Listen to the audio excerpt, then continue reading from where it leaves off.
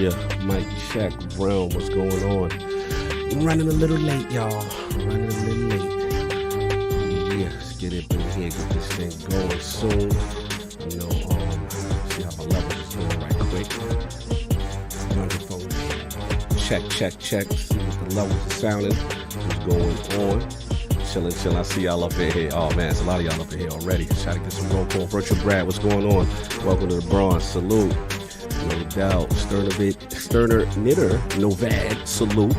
Zach Riley, Lydian, Master, Brompton, Bodman, JB1, Toxic Mob, what's up? Lieutenant Hope, what's going on? Loud Supremacy, what's up? I see you. The Beard Baron, what's going on? Arcade, what's up? Yeah.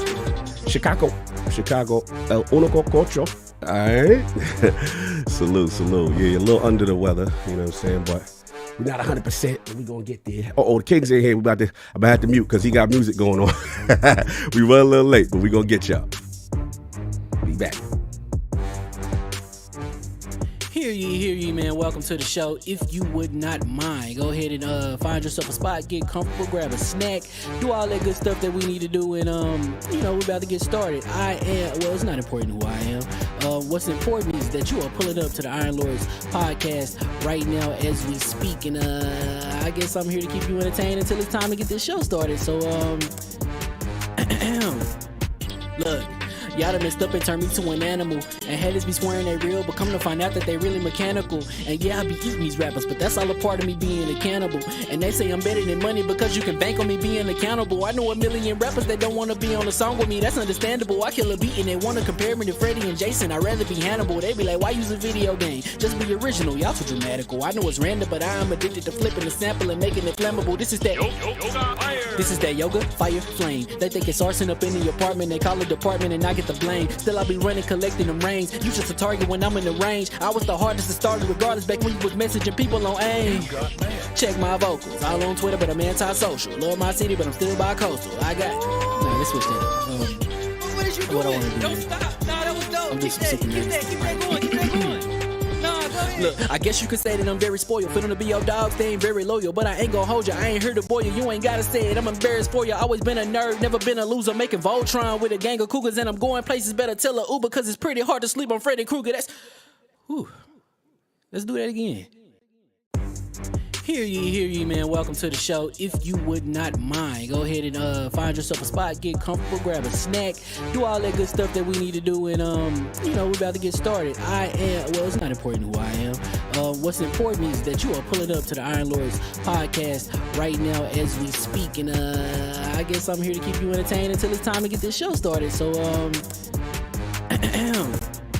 look, y'all done messed up and turned me to an animal, and haters be swearing they real, but come to find out that they really mechanical. And yeah, I be eating these rappers, but that's all a part of me being a cannibal. And they say I'm better than money because you can bank on me being accountable. I know a million rappers that don't want to be on a song with me, that's understandable. I kill a beat and they want to compare me to Freddie and Jason. I'd rather be Hannibal. They be like, why use a video game? Just be original, y'all too dramatical. I know it's random, but I am addicted to flipping the sample and making it flammable. This is that yoga, fire, flame. They think it's arson up in the apartment, they call it department and I get the blame. Still I be running, collecting them rings. You just a target when I'm in the range. I was the hardest to start regardless back when you was messaging people on AIM. Check my vocals, all on Twitter but I'm anti-social. Love my city but I'm still bi-coastal. Let's switch that up. What is you doing? Don't stop. Nah, that was dope. Keep that going. Look, I guess you could say that I'm very spoiled. Feeling to be your dog, they ain't very loyal. But I ain't gonna hold you, I ain't here to boil you. You ain't gotta say it, I'm embarrassed for you. Always been a nerd, never been a loser. Making Voltron with a gang of cougars. And I'm going places, better tell a Uber. Cause it's pretty hard to sleep on Freddy Krueger. Let's do that again. Hear ye, man. Welcome to the show. If you would not mind, go ahead and find yourself a spot, get comfortable, grab a snack, do all that good stuff that we need to do, and we're about to get started. It's not important who I am. What's important is that you are pulling up to the Iron Lords podcast right now as we speak, and I guess I'm here to keep you entertained until it's time to get this show started. So look, Y'all done messed up and turned me to an animal. And haters be swearing they real, but come to find out that they really mechanical. And yeah, I be eating these rappers, but that's all a part of me being a cannibal. And they say I'm better than money because you can bank on me being accountable. I know a million rappers that don't wanna be on a song with me, that's understandable. I kill a beat and they wanna compare me to Freddie and Jason. I'd rather be Hannibal. They be like, why use a video game? Just be original, y'all too dramatical. I know it's random, but I am addicted to flipping the sample and making it flammable. This is that yoga, fire, flame. They think it's arson up in the apartment, they call it department and I get the blame. Still I be running, collecting them rings. You just a target when I'm in the range. I was the hardest to start regardless back when you was messaging people on AIM. Check my vocals, all on Twitter, but I'm anti-social. Love my city, but I'm still bi-coastal. I got, nah, let's switch that. What is you doing? What I wanna do? Don't stop. Nah, that was dope. I'm Keep just some super that going. Keep that going. Nah, go ahead. Look, I guess you could say that I'm very spoiled. For them to be your dogs, they ain't very loyal. But I ain't gon' hold you, I ain't here to boil you. You ain't gotta say it, I'm embarrassed for you. Always been a nerd, never been a loser. Making Voltron with a gang of cougars. And I'm going places, better tell a Uber. Cause it's pretty hard to sleep on Freddy Krueger. That's, whew. Let's do that again. Hear ye, man. Welcome to the show. If you would not mind, go ahead and find yourself a spot, get comfortable, grab a snack, do all that good stuff that we need to do, and we're about to get started. It's not important who I am. What's important is that you are pulling up to the Iron Lords podcast right now as we speak, and I guess I'm here to keep you entertained until it's time to get this show started. So look. Y'all done messed up and turned me to an animal. And haters be swearing they real, but come to find out that they really mechanical. And yeah, I be eating these rappers, but that's all a part of me being a cannibal. And they say I'm better than money because you can bank on me being accountable. I know a million rappers that don't wanna be on a song with me, that's understandable. I kill a beat and they wanna compare me to Freddie and Jason. I'd rather be Hannibal. They be like, why use a video game? Just be original, y'all too dramatical. I know it's random, but I am addicted to flipping the sample and making it flammable. This is that yoga, fire, flame. They think it's arson up in the apartment, they call it department and I get the blame. Still I be running, collecting them rings. You just a target when I'm in the range. I was the hardest to start regardless back when you was messaging people on AIM. Check my vocals, all on Twitter, but I'm anti-social. Love my city, but I'm still bi-coastal. I got, nah, let's switch that. What is you doing? What I wanna do? Don't stop. Nah, that was dope. I'm Keep just that some going. Keep that going. Nah, go ahead. Look, I guess you could say that I'm very spoiled. For them to be your dogs, they ain't very loyal. But I ain't gon' hold you, I ain't here to boil you. You ain't gotta say it, I'm embarrassed for you. Always been a nerd, never been a loser. Making Voltron with a gang of cougars. And I'm going places, better tell a Uber. Cause it's pretty hard to sleep on Freddy Krueger. That's, whew. Let's do that again. Hear ye, man. Welcome to the show. If you would not mind, go ahead and find yourself a spot, get comfortable, grab a snack, do all that good stuff that we need to do, and we're about to get started. It's not important who I am. What's important is that you are pulling up to the Iron Lords podcast right now as we speak, and I guess I'm here to keep you entertained until it's time to get this show started. So look. Y'all done messed up and turned me to an animal. And haters be swearing they real, but come to find out that they really mechanical. And yeah, I be eating these rappers, but that's all a part of me being a cannibal. And they say I'm better than money because you can bank on me being accountable. I know a million rappers that don't wanna be on a song with me, that's understandable. I kill a beat and they wanna compare me to Freddie and Jason. I'd rather be Hannibal. They be like, why use a video game? Just be original, y'all too dramatical. I know it's random, but I am addicted to flipping the sample and making it flammable. This is that yoga, fire, flame. They think it's arson up in the apartment, they call it department and I get the blame. Still I be running, collecting them rings. You just a target when I'm in the range. I was the hardest to start regardless back when you was messaging people on AIM. Check my vocals, all on Twitter, but I'm anti-social. Love my city, but I'm still bi-coastal. I got, nah, let's switch that. What is you doing? What I wanna do? Don't stop. Nah, that was dope. I'm Keep just that some going. Keep that going. Nah, go ahead. Look, I guess you could say that I'm very spoiled. For them to be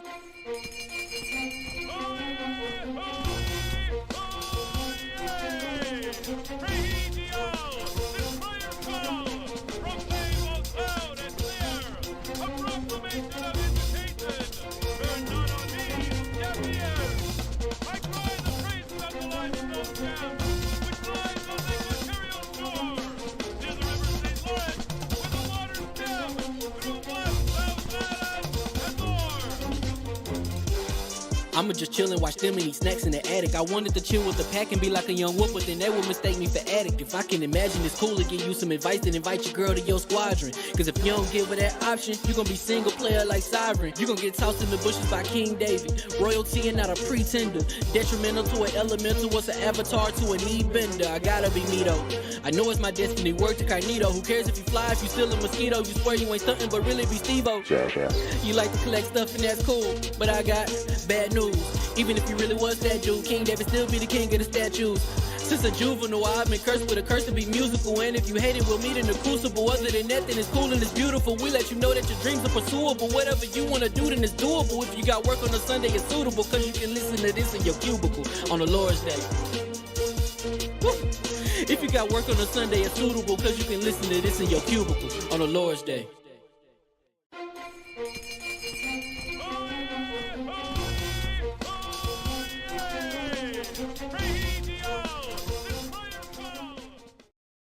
Switching over. God, skin is looking great. Well, the skin is crazy. Oh, that detox. The detox. Glowing? It's Glowing. The glow. The glow. You got the glow. Your body show. That duck flower. You know the. Oh yeah, I see you promoting your product. See you promoting your product. I really need to have that product. I really need to endorse that product. I really yeah, thinking we have a product that we've been rocking with that we haven't talked about. What's going on? Mike's hot. Anyway. yeah, that. I start taking that green stuff this week. Yeah, actually this week. Fantastic. It's for real? It's all good. Because I was kind of scared. Because anytime you see green stuff, you like, yeah, no, that's not a good look. Hear ye, and we are live. And welcome to the Iron Lords Podcast, LLC, and also live on lordsofgaming.net. Episode number 344. It's another glorious Sunday. We're back at the round table on the Lord's Day. And today, we've got the Xbox Partner Showcase. Lady. Nintendo's lawsuit with Yuzu. Emulation, Yuzu, PlayStation 5 digital games. Yeah, I knew that was coming. DeviationGames shut down. Oh, no. Yeah, and UnicornOverlord to discuss. So we're going to get right into it. So let's introduce. We missing one Lord. Don't worry, Addict is in transit. No loves and no shout out, no prayers. He's in transit. He's in traffic. He's coming through. You know what I'm saying? But of course, we have our most technical gaming Lord, the solo gaming list for the single player selfish experience. And also the Soustradamus, the Lord of Crowns, Messiah, and Lord Patreon of the Iron Bed. It's 3 syllables, Cog. It's 3 syllables. I did what my contract told me to do. PC. Yeah. Yes. I'm only here so I don't get fined. What's going on? I'm chilling, man. Not that much gaming to speak of this week. It was hating all the way around in my gaming. Yeah, so not too much in the way of banishers, which is disappointing to me. But what I did get a little further though, and it opened up the combat. Remember last week I was like, the combat's very basic. So now it's opened up more. Where now I still don't want to spoil what the big moment is because it happens early, but it's still big. So I don't want to spoil it. But basically, you have 2 different sort of combat sets. To deal with the real world and the ethereal world. And so depending on the enemies, like certain enemies, like for instance, you have ghosts that sort of possess actual living entities, and then you have to sort of remove the ghost from the entity and then fight the entity itself, right? Okay. So it's like it's a 2-stage thing. So for that, you need like sort of the ethereal world sort of weapons and arsenal there, and your regular arsenal. So it's cool because you have to go sort of back and forth. Enemies come at you like a lot of times they have like a mechanic kind of like Mimir from God of War. It's like behind you. Right. It's not telling you, but you do have arrows telling you like, hey, somebody's coming up from behind you. So you could be fighting 1 or 2 enemies in front of you. You turn around, it's like 3. King, remember that? Behind you. Yo, that scared Corey so bad. It also reminded me of what was the Splinter Cell joint, the Mercs and the joint yeah, when you grab them up in the dope feed. You grab them up. Oh my God! Got you now. Spy versus Mercs. Xbox Live. You whisper proximity chat like, got you now. He said, "Oh no!" Put him in the dope feed like. Yo, that was crazy mechanic. They said, King, you need a little more volume. They want to hear the King. I got you. So, but yeah, played a little bit of that. Again, I'm low as hell. Yeah, you know they want to hear. Yeah, you're definitely low. It keeps dropping down. So I'm excited to see where that goes. Again, same thing. Story's still great, but I didn't play a whole lot of it. What I was able to do is just play in the dojo a little bit for Tekken and continuing to work on King. So again, I haven't had a chance to play against anybody he yet. ain't working on King. He's working on playing with your joystick. My bad. My bad. Wow. Yeah, you got a chance to work on him? You worked him over? Nah, not at all. Yeah. You got it all out on King? No, man. Let us go. You nice. Damn, I'm usually really good about this. Yo, I didn't even catch that. That was a super ILO's podcast. That was super. But yeah, Continue. practice. Oh, no, I can't even say this. What was you doing with King? Tell us about all your exploits with King. Rolling death train. Oh, you had him in a bare naked choke. You had King in a bare naked choke.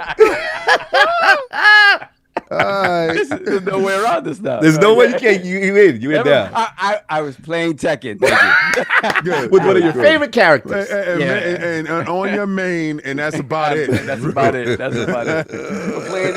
I had to, I haven't played against anybody live, so I had to go just to put the in practice mode. Yes. Put the AI to like the hardest, right? But that's kind of stupid because it cheats when you put it on the hardest. To me, but you know what? When you get because used I to suck. when you get used to the cheating AI, where it's like, no human being can pull this off. Right. Yeah. You get like.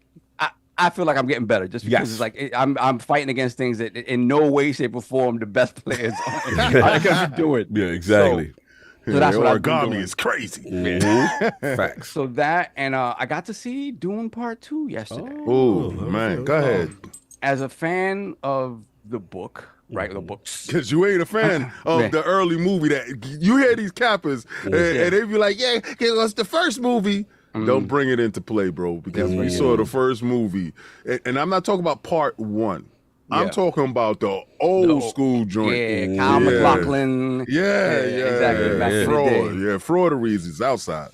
Yeah. So I mean, in that I watched all that stuff, and it's interesting now because what they're trying to do is really, really stay pure to the books as much as possible, which is why they're drawing this out as much as possible. So it's very interesting to me being in the movie theater and to watch people who just only seen the reboot now, right? And and I'm not gonna spoil anything, but to really see this as a hero story and to see the bird turn on and it's that moment like we were talking about this off mic, but it was more like that moment when you realize like, oh damn, Joel's the villain. It's like, oh no. Oh no. Start to realize. And you start seeing things and it's like, wow. So yeah, it's an amazing movie. I think the editing is a little weird. Sometimes it jumps. And if you don't know what's kind of happening in the interim, some of the jumps could feel jarring. But again, it's at that point, it's still a 3-hour movie. Yeah. It was, in terms of cinematography, in terms of like the scope of what they did, it is beautiful to see. I tried my darndest to get IMAX tickets. It did not happen. So I just saw it right here near my house, and thankfully they changed. They fixed up that theater a lot near my house, so it's a lot better than it was. Oh wait, what? Yeah. Oh, the 6-1 joint. Yeah. So they fixed it up a lot. So I was like, okay, cool. I ain't gonna front. That's where dudes got robbed at. Remember, because they got the corners. Get the corner, but you come out with that one entrance. You know, they got to get them done. Corners. They get them done. Yeah, but he has it so good that he can go around in his slippers with a cup of coffee and really do that. Sure. He got the, the VIP situation. Yeah. So I went with Kaibatsu, so we sat there and we watched it. Yeah, we did that. It was funny too. Is like now they have reserved seating. Like we official now with the hood. Okay. We had our seats, right? And we go in to sit down, and when I bought the seats, it was empty. And to be fair, also, it does not seem that Dune 2 appeals to the demographic here. It was, you can't find a seat for Dune 2 anywhere in the city. But here, it was like 5. Yeah. Are you implying that in this area I might be able to see a movie like Oppenheimer without an issue? Are you implying that the demographic is sit wherever you want. Yeah, but if you're gonna watch Soul Plane, you're gonna have to go 2 weeks in advance. You're gonna be standing in the back. Oh man. Jeremy? Soul Yeah, we hear Plane, you. Yeah. Your Soul mic good. Plane 2 was sold out for 2 months. Oh man, that's crazy. I know about them theaters with that demographic. Yeah, exactly. Listen, man, this is where I'm from. This is nothing but love. But the reality is what the reality is. All right, So I know where I'm funny. gonna see Oppenheimer at now. I know I'm gonna see exactly. that. I was like, So I had my seats purchased, mine and Kai's, and then we walk in and there's like this 13, 14-year-old kid sitting right next to us. So I'm like, either you came in with your family and you went off to see another movie and didn't pay for the seat, you just sat where you thought you could sit, or you were too dumb to realize. Oh, I don't think he could actually sit in on this movie. That's if he's 13, 14. Right. I'm not sure. Yeah. So whoever bought you the ticket didn't realize they sat you next to people in a theater that was essentially empty otherwise, yeah. right? Oh wow. So we sit down, the kid looks tight. And Tight. I'm looking at him like, whatever. Like, Yeah. you know, hey, you the one that You the chose one to that sit. said, I yeah. bought these tickets when there was nobody in this row. Right. So after a few minutes, he gets up. He looks pissed. He walks out. So I don't know if he went to the counter to see if he could move his seat, which he could have. Yeah. Or he went to tell his parents in another theater that, you know, whatever, they were in another theater with their younger sibling or something like that. He came back equally pissed and just sat down right next to me and sat next to me the whole time. Wait, so there's a whole There's an empty row? movie theater. The rest of the row we were in was empty, and he decided not to move. He liked you. Yeah, I guess. Oh, hey. That was playing with my joystick. The thing is He God. was I pissed will- you came with Kaibatsu. I'm done. your My place, bad. if your place is like anything like mine, like he might have gotten in trouble for switching seats because it don't matter if there ain't no one there. If you don't talk to someone in the front and you just move, they won't let you come back. Well, that's the thing. He's If in he the went to the Bronx, front, bro. if he went to the front, they could have just told him, "Hey, there's nobody else in those other seats. Just move Just over." And they move could have done over. it for him. So I don't know who he went to complain to, but he went to complain and came back with a stank face and sat right So back. you down think where they he told was. him, nah, son, you gotta sit right there? I doubt it. Which makes me think that he went. Which makes me think that he went to his parents and was like, "Oh, somebody sat down next to me." He's like, "Well, there's a movie theater. That's what happened." It's like, just He move. could have just been in a shitty My mood. thing is at the start of the movie, Language, not sir. language, at the movie starts, why don't you move? Like there's no one coming to check in at that point. Nobody's checking. It's a small theater. Nobody was checking. He could That's have moved, but crazy. he just stayed there. And the funny thing is, I'm looking at him, right? And I'm just like, 20, 30 minutes in, I'm like, this movie's over your head, kid. And he's looking at his phone, like whatever. Yeah. He's like, you thought this was something that it ain't. And he's like, oh, he came for the action, or he came for Zendaya. Yeah. And then, you know, when all the themes start coming out, he's like, what is this? He's What's looking at his going phone. on? Yup, boy. I'm like, so on top of that, it's above you. Go watch Kung Fu Panda. Yo, Go, I'm done. I'm go done. see something. Why you had to do him like that? But he stayed. He Salute stayed to and him. then walked out stank face or whatever. Salute to And, you him. know, No, that's been it, sir. great movie though. Great movie. Great That's movie. been it? All right, no doubt. And arriving, coming in hot, my co-host with the co-most, my brother from another mother, the difficult game conqueror, Lord of his own world, and the how of the young wolf, Lord Attic, back to back from traffic. How we doing, sir? The camera. I don't know why it's not kind of on. Just remind me after the show to send you that dummy battery to see Yeah, if that's it. probably Or could be there too, a new that battery. cam link. A new cam link. No doubt. What's going on, man? Nothing much, man. I played that Unicorn Overlord all morning. Well, we're going to talk about that later. Yeah. I got So questions later. it's definitely an interesting thing. I've been I didn't really stream much this week because my mouth's been giving me issues this week. Like I didn't even know if I was up to doing the podcast. Like Yeah, man, I was both. originally going to record me playing Unicorn Overlord, but last night especially I would talk for more than like 2 minutes and then my whole mouth would start throbbing. So that's tough, man. I didn't know if I could, what am I do? 10-minute episodes and like link them together? Yeah, nah, Yeah. that, no doubt. Any FF? Oh, you kind of cool right now. You chilling? No, I play mainly this week. I've been doing side stuff, clearing a lot of the engagement on the field. Yeah, I got. What's funny is I went to some blacksmith and he's like, "Oh, I'm gonna forge you the ultimate weapon," and I'm like, "Oh, cool! I'm down with this." I do this giant long side quest to And then at the end, they're like, "Here, Barrett." I'm like, "I don't even use Barrett." Oh man. Oh, that's whack. Yeah, when you're like for the character you don't even use. Oh man. And that's how they get you to use But do Barrett. they not? Well, do you have to use the ability where it tells you like their weaknesses for you to be able to see what they're gonna give you? The assess material and all that. Right, assess, right. You can't play this game without that assess material. Yeah, I feel straight up. like you could play the remake without that assess material, but I feel like they really went extra with this assess material. They're like, this is how you pressure them. This is how you do that. Yeah, it be it's pretty snitching the rough, whole. man. It be telling you what to do to pressure them. Yeah, and all that. I was surprised. It's very detailed, the assess this time. No doubt. So that's been it, sir. Yes, that's it. No doubt. Shout out to the chat. Shout out to the chat. They said he felt safe next to the Messiah. It was a certain glow. What was that Jay do? Moonlight shining off his back. Prince of Darkness. Prince of Darkness. Oh man. Anyway, and of course we have the Incredible Hulk of this, aka the XS Gamer. Ooh, the prophet of Xbox. Swami. King of the statues. He demands nothing less than that premium experience. It is the leader of the Xbox frontline movement.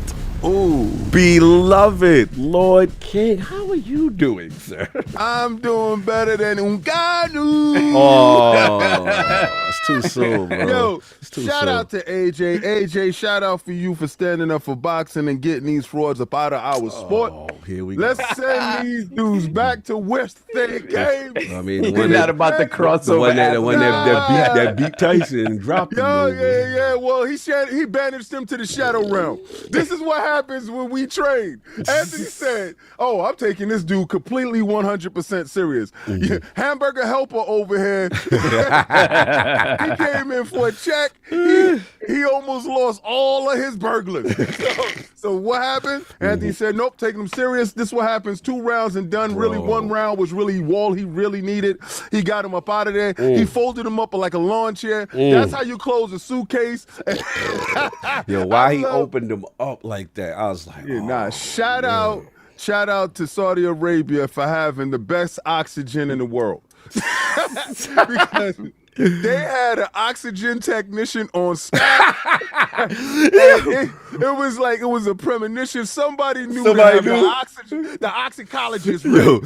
Yo, shout out to Black Boxing King. You know that's the homie. That's P. That's P. What's going on? He laughing. Because we used to watch the boxing with us in the hood. So shout out to P. Black Boxing Kings. I see you. So shout out to him for getting his marbles. He got his marbles together. I like one of the questions they asked him at the end of the fight. What they said? They was like, "Yo, so being that you fought both, and what's the differences that you can say that you learned between Tyson Fury and Anthony Joshua?" What he said? Ngannou said, and this is no disrespect to my African brothers, What he said? "The fight did not last long enough. Fool me to access anything."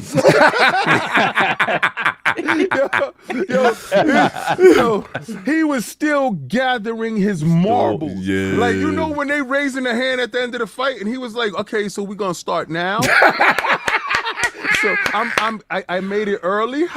Oh man, I know he got a gap in his mind right now of what happened from when he woke up in the morning to when he woke up in the ring. He thought he had a horrible dream. It's but crazy. you got a good check, bro. Shout out to the good check. Yeah. The check is crazy. Now. Let's get to it. Now, I gotta have man talk. I gotta have man talk. Because I see a lot of smart, intelligent men defending a situation for an individual that should not be defended. And I'm going to say this because I respect people hitting me in the DM talking to me. Shout out to you because you know who I'm talking to. I'm not going to put your business out there because I'm not that dude. Because you did good work for us. And let me show you something. And I'm going to say this. I'm always going to say this. Take both individuals. If you see 2 people, yelling and fighting, take both individuals, put their character together, and you can measure who was right and who was wrong from the character. Now, I put my character up against anybody. You don't ever see me at anybody. You don't ever see me disrespect anybody. You don't see me make videos about anybody. I talk about a corporation. Now, fundamentally at the crux of this, and I'm going to explain what my position is. Let's get to it. Fundamentally at the crux of this, I am a console warrior. I am a fanboy. You own it. Now, on the other end of it, and there's people in the circles, in this podcasting stuff, that do not like what I do. Cannot stand what I stand for. Why are you loyal to Microsoft? Why don't you shut up and worry about your own life? Why you worry about mine? Right? Why do you go keep getting McDonald's? Why don't you go buy Burger King? Why? Because you don't like it, right? So why you worrying about me? That's that, right? Now you have people, salt, and we call them, the salt mining people, that they farm salt. So this is the crux of their videos. Their videos, and I'm going to explain my comment. Their videos is ishing on other people. On actually me, like me, J-Dub, Porter Rock, and other fanboys, console warriors, grown men and women that they find goofy, right? So when they make videos doing so, it's all fair, right? We're supposed to say, ho, good one on you. You did a good job, right? Me personally, I don't care. I know how the business work. You got to make revenue. You got to do what you do. I personally, because I have friends unalive theyself, I don't feel like me ishing on anybody is worth my weight. And I don't have to worry about that. So I don't have to worry about somebody saying, oh, he disrespected me. You cannot find nobody out there saying, King disrespected me. Except if you messing with me on Twitter, I'm going to go back with you. That's the kind of how I do, because I'm a troll like that. Now, something came up. Let's get to it. And it hit my timeline.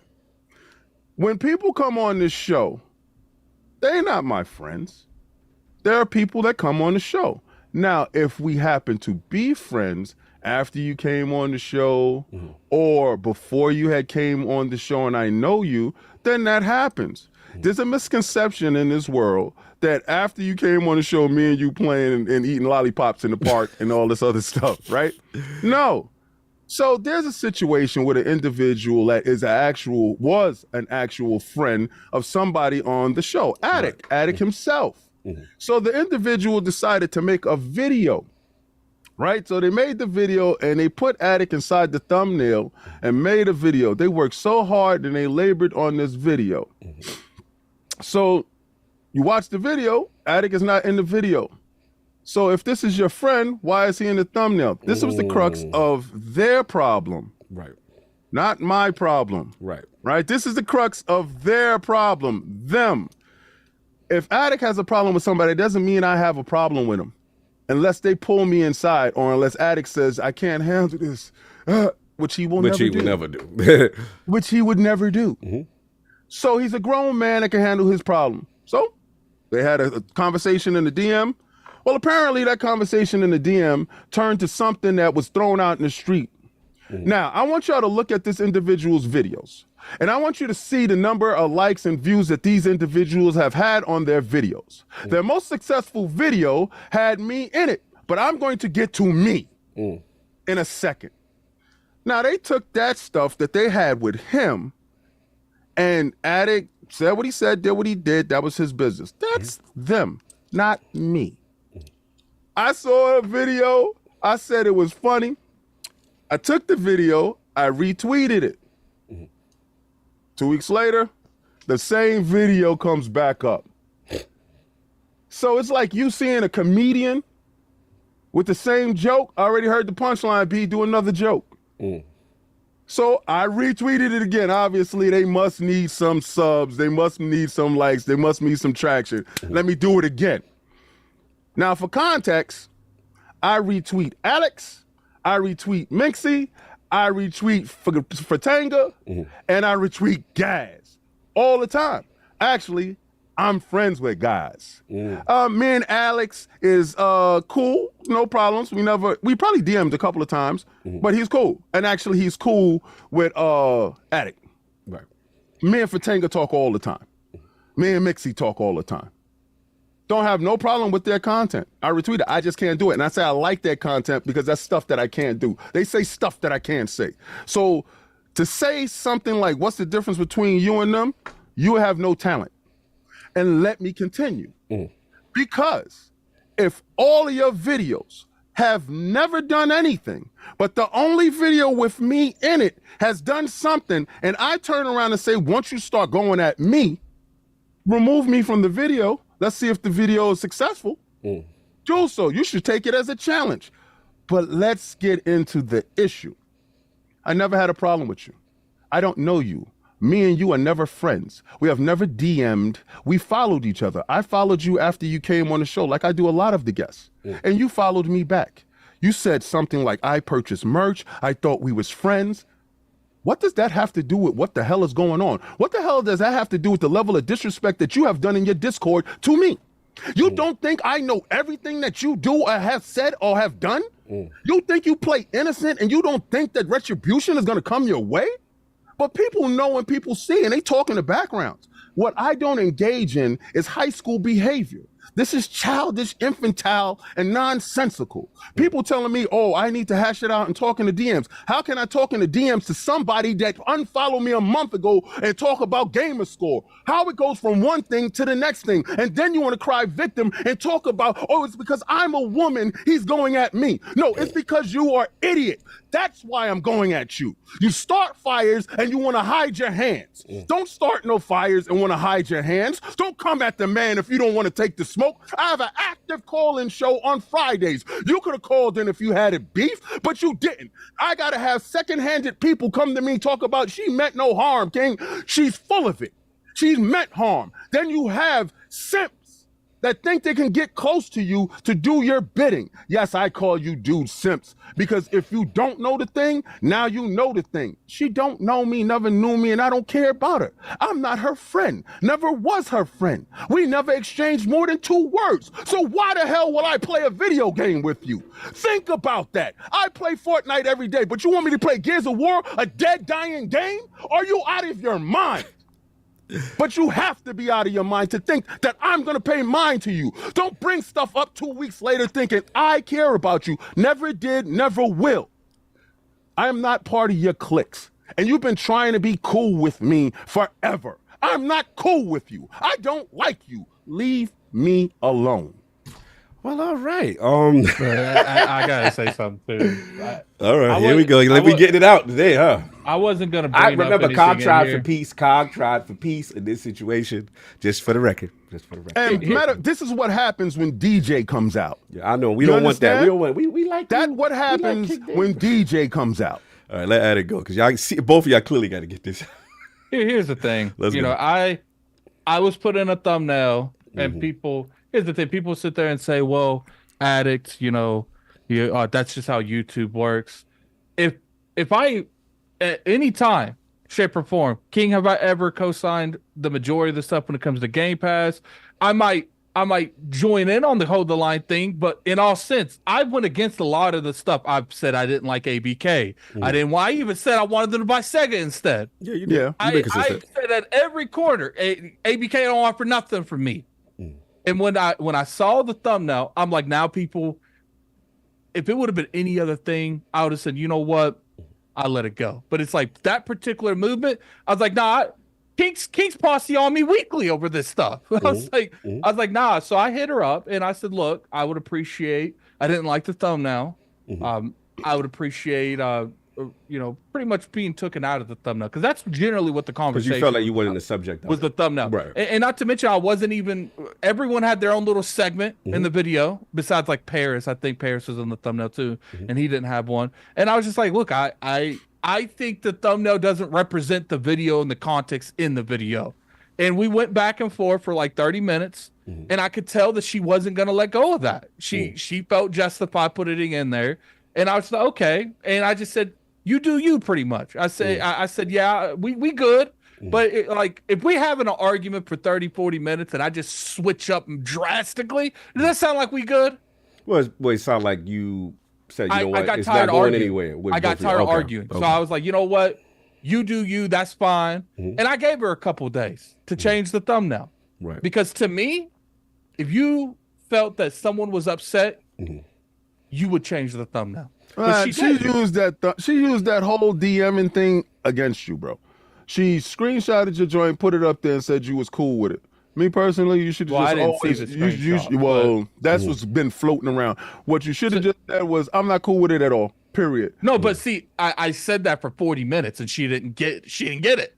So I'm not gonna keep fighting with her with it. And then I'm like, do you want me to start begging you to take me out of the thumbnail? So then I got to the point where I was like, okay, you value what this could potentially get you in views over you value the relationship that I've had with you for years. I've thrown her emails that I probably wasn't supposed to. I literally, when it comes to the Lords of the Fallen thing, she was vocalizing on Twitter that she didn't get Lords of the Fallen. I literally DM'd the person that we talked to in PR at PAX West. Right. I didn't even say I wanted a code. I said, look, I understand. It's like, but one thing I tagged her in the DM. I said, I would really appreciate you get her a code ASAP because she has a Souls channel. And then when I ask you, the only thing I've ever asked you is to just take me out of that thumbnail, and you fought me over it. I'm like, okay, then I'm a step back. At that point, you felt the friendship, the views and the thing was more valued than the friendship. And people sit there like, well, you know, it's just a thumbnail. It's the principle that someone that I considered a friend. I never have put Kid Smooth in thumbnails. Yeah, I've never put anyone on this channel. Anybody who's a friend of the realm, I've never put them in a thumbnail. I just want to make it clear. I don't care who makes content. No, that's fine. That's fine. I think I don't care about that. Last point I'll add on, I'll let you finish, is that this is my view. Because you know me, I'm about peace. And I'm trying to resolve situations behind the scenes. You know what I'm saying? That's me before it get to where it get to. I'm about war. I know you are. Both of y'all are. I know. But my thing is this. Again, people talk about sensitivity. Everybody got to be honest. There's always a level of sensitivity, whether it be the brand, the movement, or what have you, when you see yourself. But I think that when it's someone you don't know and someone that does that type of content consistently. If someone that I didn't socialize with on the regular weeks, months, and years at a time would have made that particular and put me in a thumbnail. I've been put in mad thumbnails. This is the only time you've ever seen me say anything about it. Because it only bothers when it's someone that you consider When's the last time you saw Kid Smooth put me in a thumbnail? Yeah, and that's where the community, we got to be better, because at the end of the day, what's that expression solve? Was like, yo, Colt, let me tell you something. First of all that right there, you talk about let's keep this community together. Oh, come on now. Colt, all right, that's the problem. That's the rhetoric. That's what had this conversation today. Stop trying to force people to be friends with people they ain't friends with. No, we get that. Look, everybody ain't gonna get along. No. You gotta stop that little conversation there, man. We get that. I love you, Colt, but I talk to you, Colt. You have my phone numbers. You can't keep somebody together. You won't have I have zero relationship with this individual that's trying to act like me and his buddies. I don't know you, bro. I get you. And you're weird, and this energy is disgusting. All I would say is this: as a person who's trying to solve things behind the scenes, that Sal was laughing. He like, I'm glad I don't do this Twitter garbage. Look at that in the chat. No, I'm laughing. Look, y'all funny. Look, at the end of the day, this is what I try to do. I always tell people, and I kind of got a rule where if anybody has a problem with any of y'all, my brothers, right? You know, let's try to make it right. But people think they can come to me only, right? As the person that's gonna do peace. And I'm like, look, I get what you're saying on some level, but you have to understand the other side. And my thing is just reach out to that individual. You know what I'm saying? Specifically. It was crazy because my DMs is wide. Right. And all this. Everybody else hit my DMs. Everybody else just reach out. DMs. That's my only advice. Reach out to the individual individually. And if y'all can't fix it, look, it ain't meant to be, right? You standing on your principle, that person standing on principle, we standing on our principle. It's all good. You go left. But when that doesn't happen and then it resurfaces, we'll say out of nowhere, it kind of feels like, okay, well, it is what it is. The bridge is burnt. But I'm gonna let you finish, and then I like to move on. It's not even a resurface out of nowhere. We weren't even talking about that individual, and then all of a sudden, it just I looked at the old video. Like, what do you mean? Like you're deliberately bringing it back up for no reason. Right. And then after I woke up yesterday and I had all these quote tweets, and then someone tweeted me and said, "Oh, you know, you just defending addict." I'm like, no, I'm jumping in this because you can ask. Like, I have stayed out of it for the most part, right? Because it's just like I said my piece.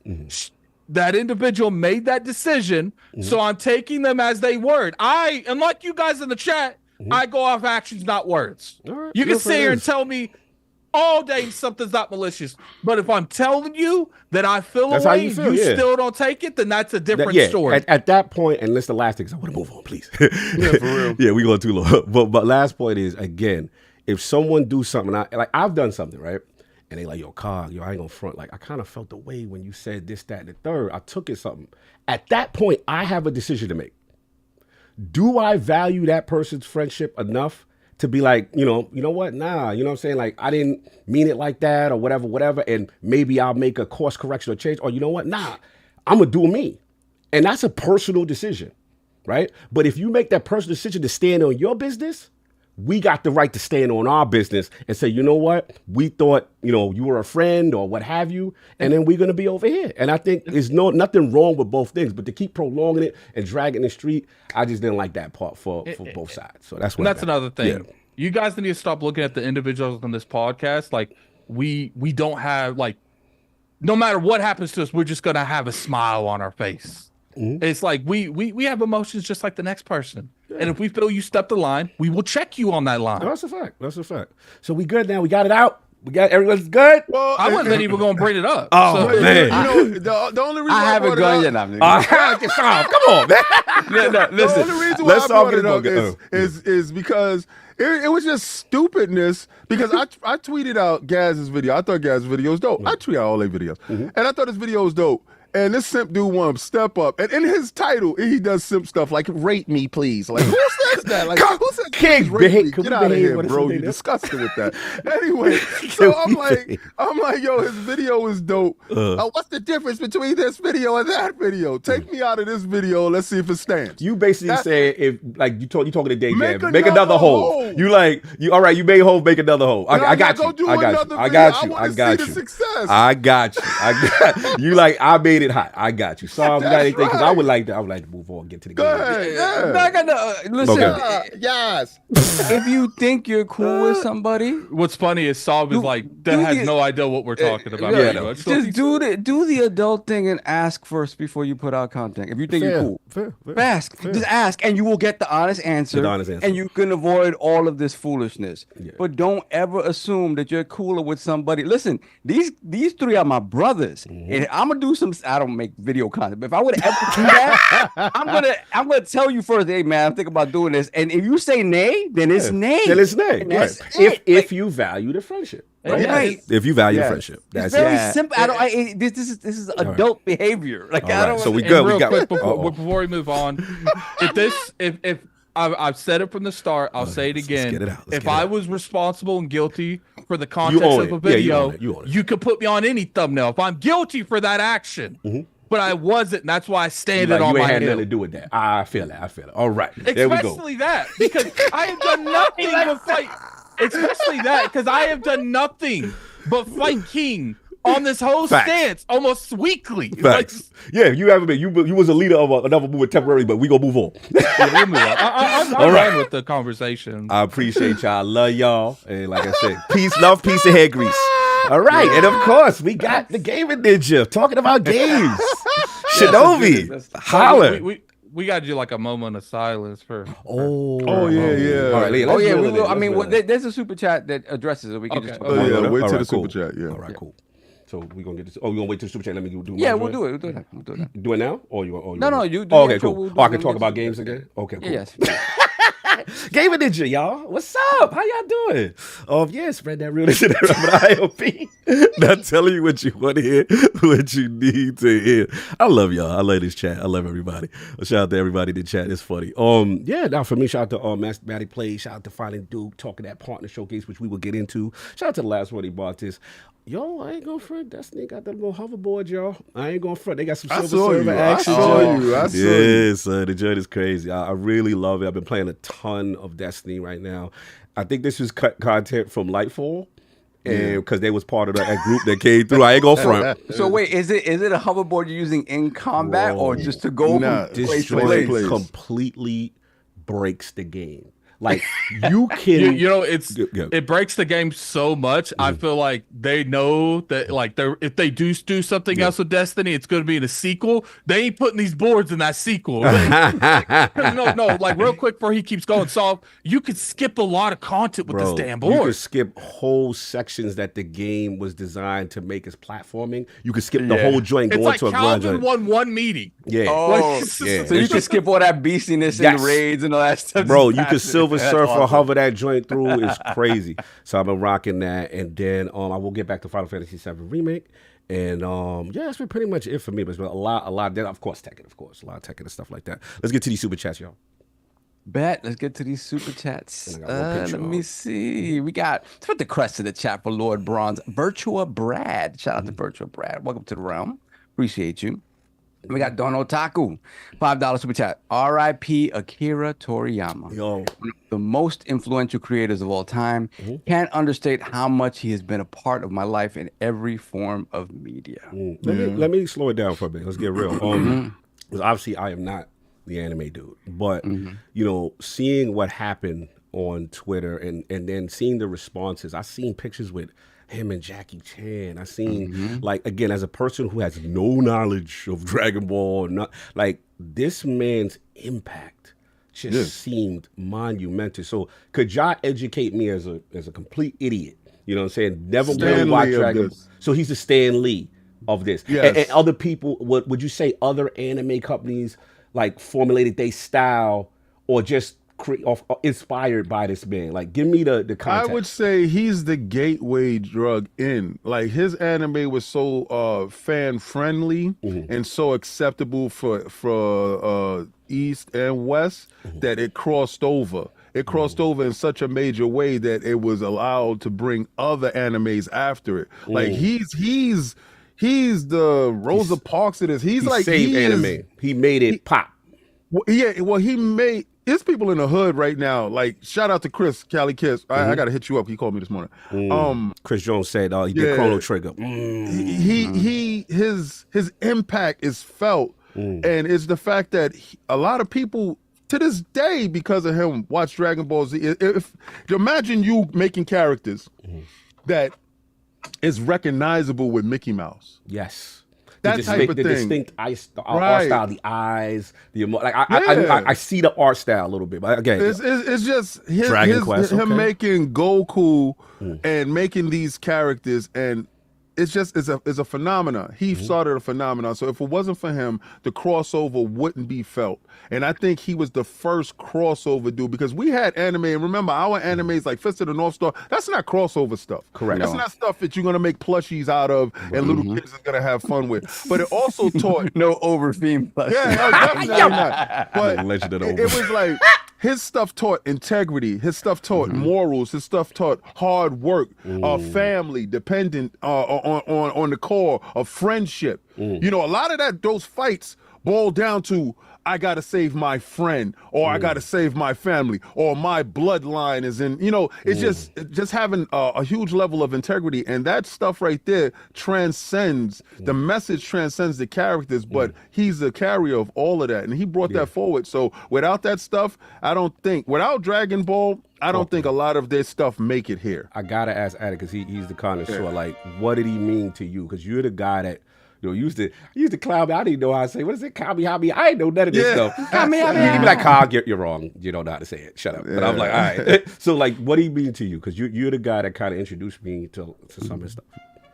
You know, I always felt like he definitely contributed in huge ways to the anime and to like gaming in general. But like when he passed away, and you like really take a step back to see how much he inspired, like. Because like I tell people, I tell Cog, you know, there's Dragon Ball Z is the one that made anime more mainstream in the States. It was the first big one, but it wasn't the one that made anime popular. Okay. That was One Piece, Naruto, and Bleach. Though they called them the big three, the three. Yeah, those are the three that pretty much transcended anime into like very, very popular. And you don't realize this, but that man talk to me contributed to all 3 of those animes. Wow. Yep. Either in some inspiration type of way, or he was literally they were under him at one point in time. The people that made those animes. He the god. So you can literally say without him, he the dude. Anime wouldn't be where it is in any way, shape, or form right now. Y'all gonna make me tear up, but I didn't even know none of it. Like, this is so deep. What, Sav, any thoughts? Toriyama?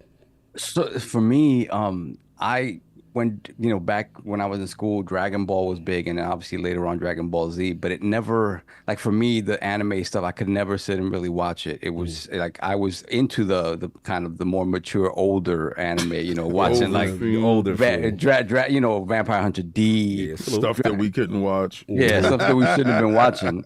So, but Kai was into it big time, right? So I saw the influences there. For me, the influences with him were more felt in video games, obviously. All the way back to Dragon Quest, obvious ones like Chrono Trigger, 360 Blue Dragon, right? And you guys remember specifically Cog and King, Tobal #1. Wait, he did Tobal? Yeah, he's Tobal. That's Toriyama. Oh, I remember Tobal. That's that great. I think we learned 60 frames in animation. That's when we found out what 60 frames was. Ooh, Tobal #1. What's funny is I saw a lot of people talking about like the newer animes because they came into like the Attack on Titans.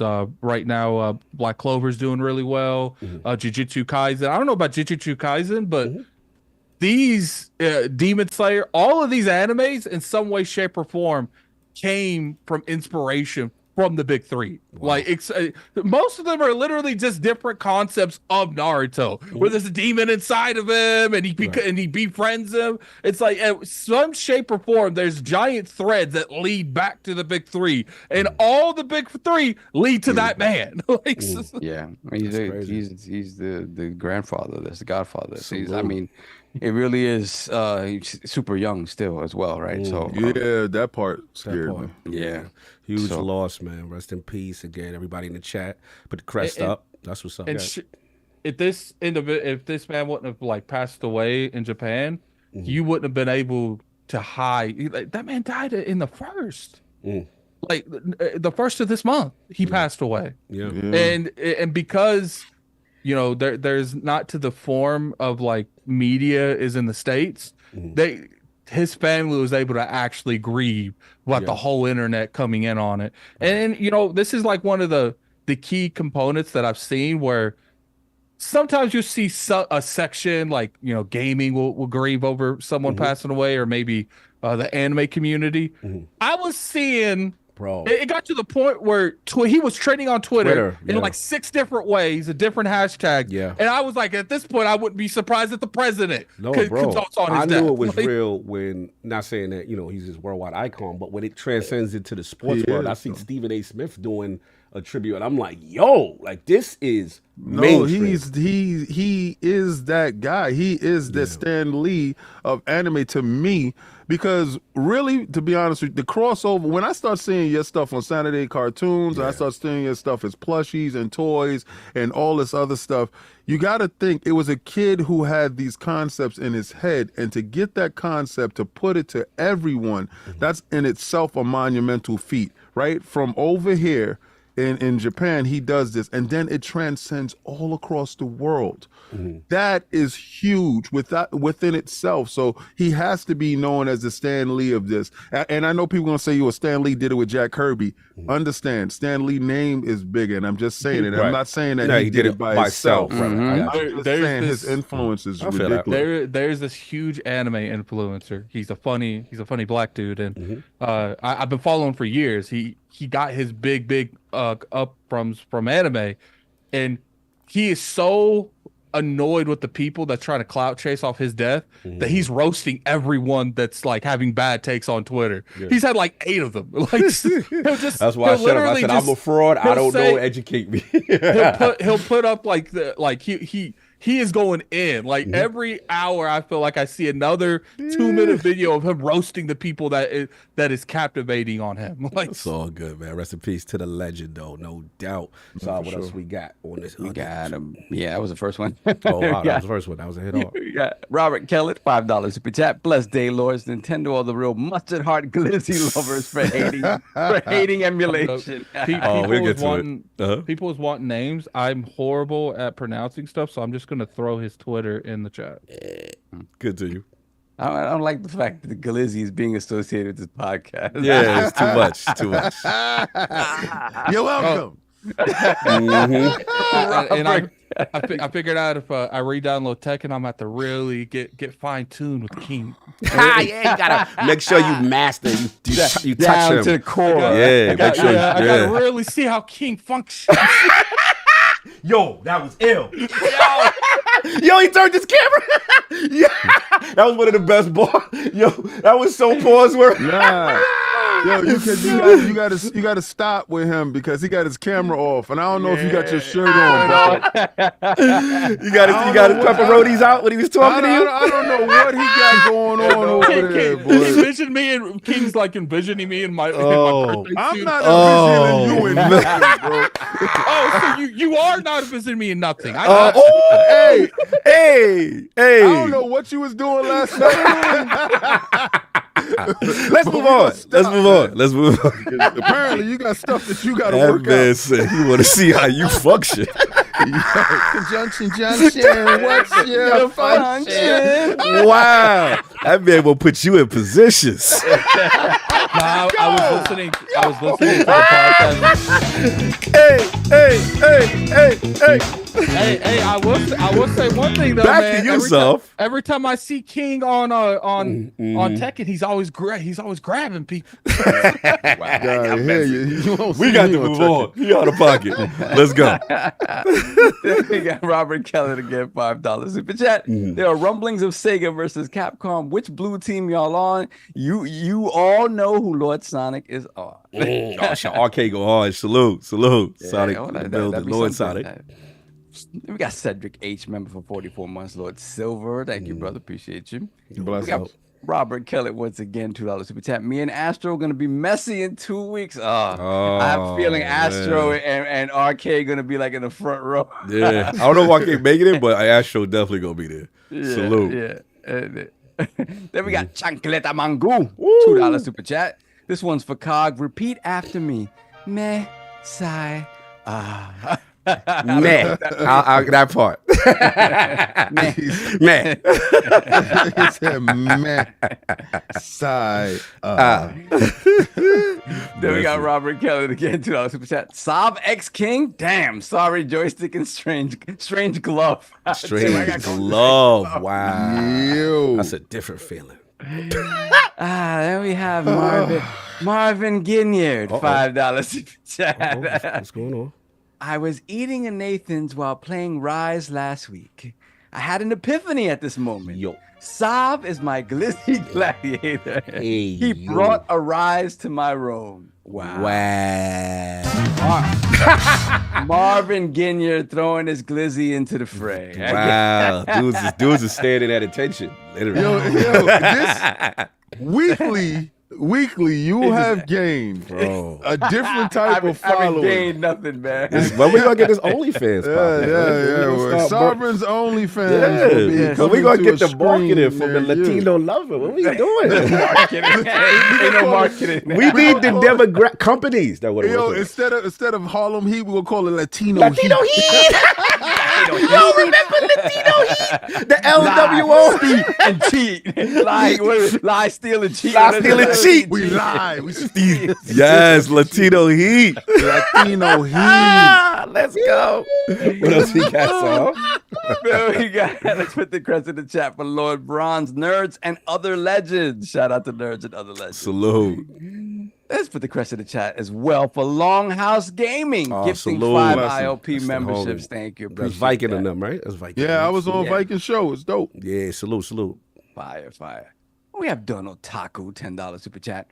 I forgot to do a write-in, but since you heathens aren't celebrating Mario Day with a 5-hour podcast dedicated to Mario, what are your guys' favorite Mario games and memories? Ooh, that's a good one. Start with Alex. Who's gonna go first? I was curious what Alex's favorite Mario, because I know him as a Zelda guy, but I don't know what his favorite Mario is. I would have to say it's Super Mario.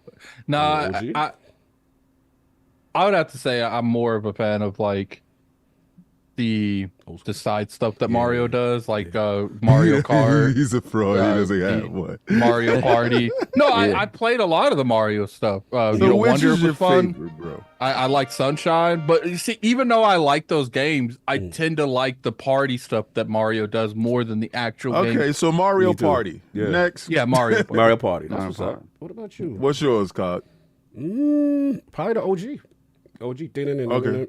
Okay, so first one. First one. Oh, you talking about the one when they was going through the tunnels? Where the tunnels and you had to warp, because that was the first time. Oh, you talking about first Super not Mario Brothers like the Oh, not the Mario Brothers Super with the Mario two, Brothers. Super Mario, not the two Mario Brothers where they used to hit the POW in the middle. Okay, not that one. Yeah, the one, you know, because the Icon for that was when I went to shout out to Black Magic. You know, I went to his crib, but he had the NES for the first time. And that's when the jealousy kicked in. As a Master System owner, because I seen that, I seen Mike Tyson Punch Out. I was like, yeah. And pro wrestling. Pro wrestling. When it comes to the Mario universe, you know it's a really slept on franchise, the Yoshi Island game. Yeah, hold on. We gotta send some love. I see somebody in the chat. Shout out to Gaming Beyond the Box, brother. You know, send some love to his family. He's going through a very tough situation. So to see him in here, I'm not gonna put your business out, brother, because I saw you put it up on Twitter. But I it's really good to see you, because I know what you put out is very difficult. I want to send love to you and your family through this difficult time with that medical situation, brother. You got our love. You always been let me hit him up. That's Wilmy Hood, y'all. Send some love to Wilmy Hood, man. To see him in here. I haven't spoken to Wilmy in a second. And go check his Twitter. I think it's Wilmy Hood too. He's going through a real situation. That's why it's so cool to see him in here having a good time. So salute to our brother. Anyway, much love, Wilmy. Blessings, Wilmy. Yeah, no doubt. Mine is you win already, son? No. Oh, go. I'll go last. I think as a kid who survived the Atari crash, right, to come back and see what Nintendo did and just come back. So that original Super Mario Brothers was really big. But again, when you passed all that and you get to the jump from, you know, the Genesis jump, the Super NES jump, when I saw Super Mario World, I was like, that's that. No, that one I forgot about. In That's the one with Yoshi, right? Yeah. That one was fire. Yeah. In terms of Mario games, I will say that one has the most like memories. Super Mario. Yeah, I might have to change my vote. But I'm gonna keep it real though. I loved all those moments. To me, 64. Oh, peak. When we went to King's house and saw 64 running for the first time, I said, "Oh no, it can't." I was like, "This is black magic." How they emoted it. So that it was that moment really for me, where I fell in love to the point where stuff that like I played all the stuff beforehand, but I didn't have the reverence for it in that moment. Now I went back to 2D and was like, wait a minute, like they really like. So, but it was Mario 64 that really made me appreciate all of Mario. Transformative. And I want to give King credit because that's when they had the Batman style controller. Analog debuted. And one of the features of them showcasing the game was the light touching where you do the angles with him and the walking and the slow walk and the fast walk, the sensitivity of the title screen where you could grab his nose. Oh, bro, it was game changing. Yeah, that was witchcraft because it was a great game with the with the technology that felt like witchcraft because they birthed the analog stick. Let's give Nintendo their flowers. We was completely digital before that. Yeah, Nintendo got to get that one. Salute. All right, so mine is Mario Sunshine. And to me, it will always. A lot of people love that game. The reason why it will always stand out as the greatest Mario to me is because he had a water pump on his back, and you had to fill up the water pump, and it was cleaning up the sludge and making everything bright again. So it had a little message in it. But with all that stuff that y'all was talking about, I played all of them. And I would have said Donkey Kong was my favorite Mario game, but Donkey Kong because it was Jumpman in the beginning, but Donkey Kong stole it. Sunshine, the way I don't, for some weird reason, the way the little plants look and how they lips look. Pause. Pause. Right, pause. Whoa. That's when I think they rounded the polygons. Yeah, they smoothed the polygons out. Yeah, for sure. like their polygons was the best. You know, as much as y'all want to say 64, he still had a little kind of blocky face. Blocky. Yeah. But when it got to Sunshine, I was like, they perfected it. They've done it. They built the mouse. And I thought Nintendo could do no wrong at Sunshine. I thought Sunshine was the best one. I'll feel that. We all got us off.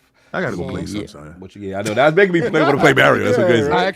I want to go back and stream more of Wonder because I didn't play a whole lot of it. Only about 10 hours of it, but I had a lot of fun. Mario Molly. Mario. Iron Lord's podcast does not co-sign anything they're saying. Yeah, I just, especially all I with said was a Nintendo, name. how they All I do. said was a name, he said Super Mario Brothers 3 for him is the GOAT. All right. that's yeah, a lot what's of up. people feel 3 is a GOAT. 3 is That's the GOAT, for sure. no doubt. All right, what else we got? Yo, they saying that you said DSL plants. King said the plants had DS. I'm done. Yo, They kind of did though. y'all out of pocket, bro. Yeah, BBL lips. Oh, man. I Get to the super like, chats. in terms of Nintendo, I was way more of a Zelda person than I was Mario person. That's why I had to ask you. No doubt. I was a Donkey Kong dude, like from the rip. Yeah, salute. And we got Donna Taco again, $10 super chat. 20 hours into Unicorn Overlord. I think Vanillaware might have surpassed Intelligent Systems and Fire Emblem in terms of gameplay. I need this to be a franchise. Add some baby making to really beat Fire Emblem. We need some baby making. All right, I agree. Yeah, I got to try that. A game like fire. Everybody's talking about it, yeah. And we got Pilo318, $5 super chat. Love, peace, and hair grease. That's the motto, baby. That's what I'm about. Love, peace, hair grease. I'm trying to keep it together. Nobody here needs hair grease. Maybe add it a little bit. But that's it. I use it on my bed. There you go. Make it nice and shiny. I'm losing my hair. I feel that. Respect. Shave it off. Go bald headed. Look like a gold pin. Oh, Yeah. I'm not there yet. I'm almost there. I'm not there yet. Don't let your hair dictate the pace. You messing up the uniformity of the podcast. Yeah, man. Shave it off. Shave it That is off. definitely never going to be a thing. The 4 bald guys on the Iron Lord Yeah, podcast. that'll be lit. Get Get your little Kratos on. You know what I'm saying? And you got the beard. You got the beard, with the son. bald head. With the bald That's head. the thing. The beard is crazy. That's what I'm Yes. saying. It's gonna make the strength. It's going crazy. Or shave it down to a Caesar. Now, but see, then you look at the skin, bro. you gotta have your shape. Gotta be right for that. We don't know what's going on. We don't know the shape of his head. Pause. So He might have a misshapen joke. Oh man, good. What's the matter, Addict? We don't want to talk about the head. What's the name of the Michael Rappaport character in whatchamacallit? What is it? What you talking about? The higher learning? You if talking he about the higher learning, Jay? Yo, if he has the glizzy top, you know. Oh, come on. You know how dudes look like they got the push together sausage. Don't do that. Don't do that. I do want to say that Yes. if the people that's really enjoying enjoying Unicorn Overlord, I hate that damn name. Yeah, But, the name is the worst. Yeah, that's enjoying that. This game I just put in here, I don't like. Obviously, Unicorn is way more budget. Like the animations is on point and everything, but that game I put in there is probably one of the best games I played in that form of style the entire time. And I've been playing these games for years. No, that's what's up. What else we got? All right, then we got Craig Hooligan. Shout out to Craig Hooligan for gifting 1 ILP membership. One of the new super chats. Oh my lord. I'm sorry. It's crazy. We'll get to it. Then we got Robert Keller again, $2 super chat. Sonic wouldn't have be his cool factor without him. Okay, you lost me there, Robert. Sonic wouldn't have be his cool factor without him. Without Mario. Toriyama? It was Maybe he was in the Toriyama. Toriyama section at that point. Oh, okay, yeah. Lord Then we P, got- what up? See you. Lord Petty, what's up, Petty? Lord Petty, what's up? Petty. Lucius Augustus, member for 30 months, Lord Bronze. Mexican cartels had a temporary ceasefire as a sign of respect for Akira Toriyama. This guy was legit, transcends all races, creeds, and everything. That is crazy. Wow, that's crazy. I know that. See, I tell you. You learn something new. When I saw him with Jackie Chan, I said, "What is going on?" This man was transcending the game. Yeah. We got Richie Torres, MMA, $5 super chat. Dragon Ball was the gateway to Akira and Ninja Scroll for me. Also, Kong must die. Why he got to throw Kong? Yeah, nothing to do. Just pay respect, brother, and stop shooting shots and gang violence, all right? Akira was that last super chat is wild. That last super chat is great. Wait till we get to Then we got JD Gamer, $2 super chat. I'm going Super Saiyan Kamehameha. I don't know how to say it. Addict, you're killing me when I say it. It's like Kamehameha. And what's funny is I feel like the time between the individual ones is just it gets longer and longer. Yo, our ILP chat is wild. Wow. That's wow. That's crazy. Addict, you gotta see our chat. Continue. Then we got Donna Taku, $5 super chat. If they only do. If the chat only do. What we be talking about. Hey, yo. Then we got Donna. Wait, what? This is our regular chat? Mm-hmm. Okay, hold on. Never mind. Donna Taku, $5 super chat. There's a thread on Twitter showing a lot of the influences Toriyama had on anime and even American cartoons. I'm going to tag y'all in it. Absolutely. Let's put the crest in the chat for JD Gamer, gifting 5 ILP memberships. Thank you, JD. Then we got Let's Play with Each Other's Joysticks. $5 super chat. Saab, I'm coming to NY soon. I'm going to have to take you on a shopping spree and then we can party afterwards. You like to party, daddy? Joy Diddy's. Yo, that man gonna take you shopping?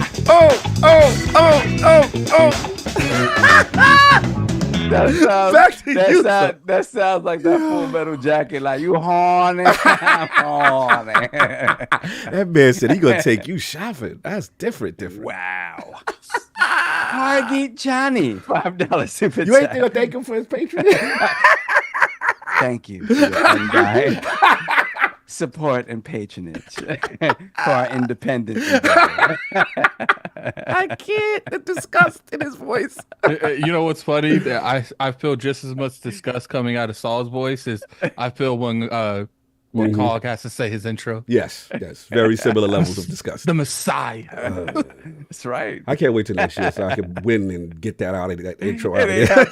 That's literally my first order of business, that remove that from your intro. I am trying to win for that purpose only. Cog gonna study for the game of... Oh, bro, I'm going. I'm calling Jeff. We got Hargeet Johnny, $5 super chat. Salute Lords is getting crazy in these streets, hoping for more calmer days ahead. Yes. R.I.P. Toriyama. Happy Mario Day for all the Nintendo fans. Shout out to Hargeet. We got JD Gamer, member for 47 months, Lord Bronze. Time is closing in on me. 9 more days is on this side of life because in 9 days I'll be on bended knee. By the way, pathetic begging ponies got no games. What is he talking about? He get married? What's going on? What you on bended knee for? What you bending the knees for? On this side of life, if he be on bended knees and not, that means you're gonna give up part of your...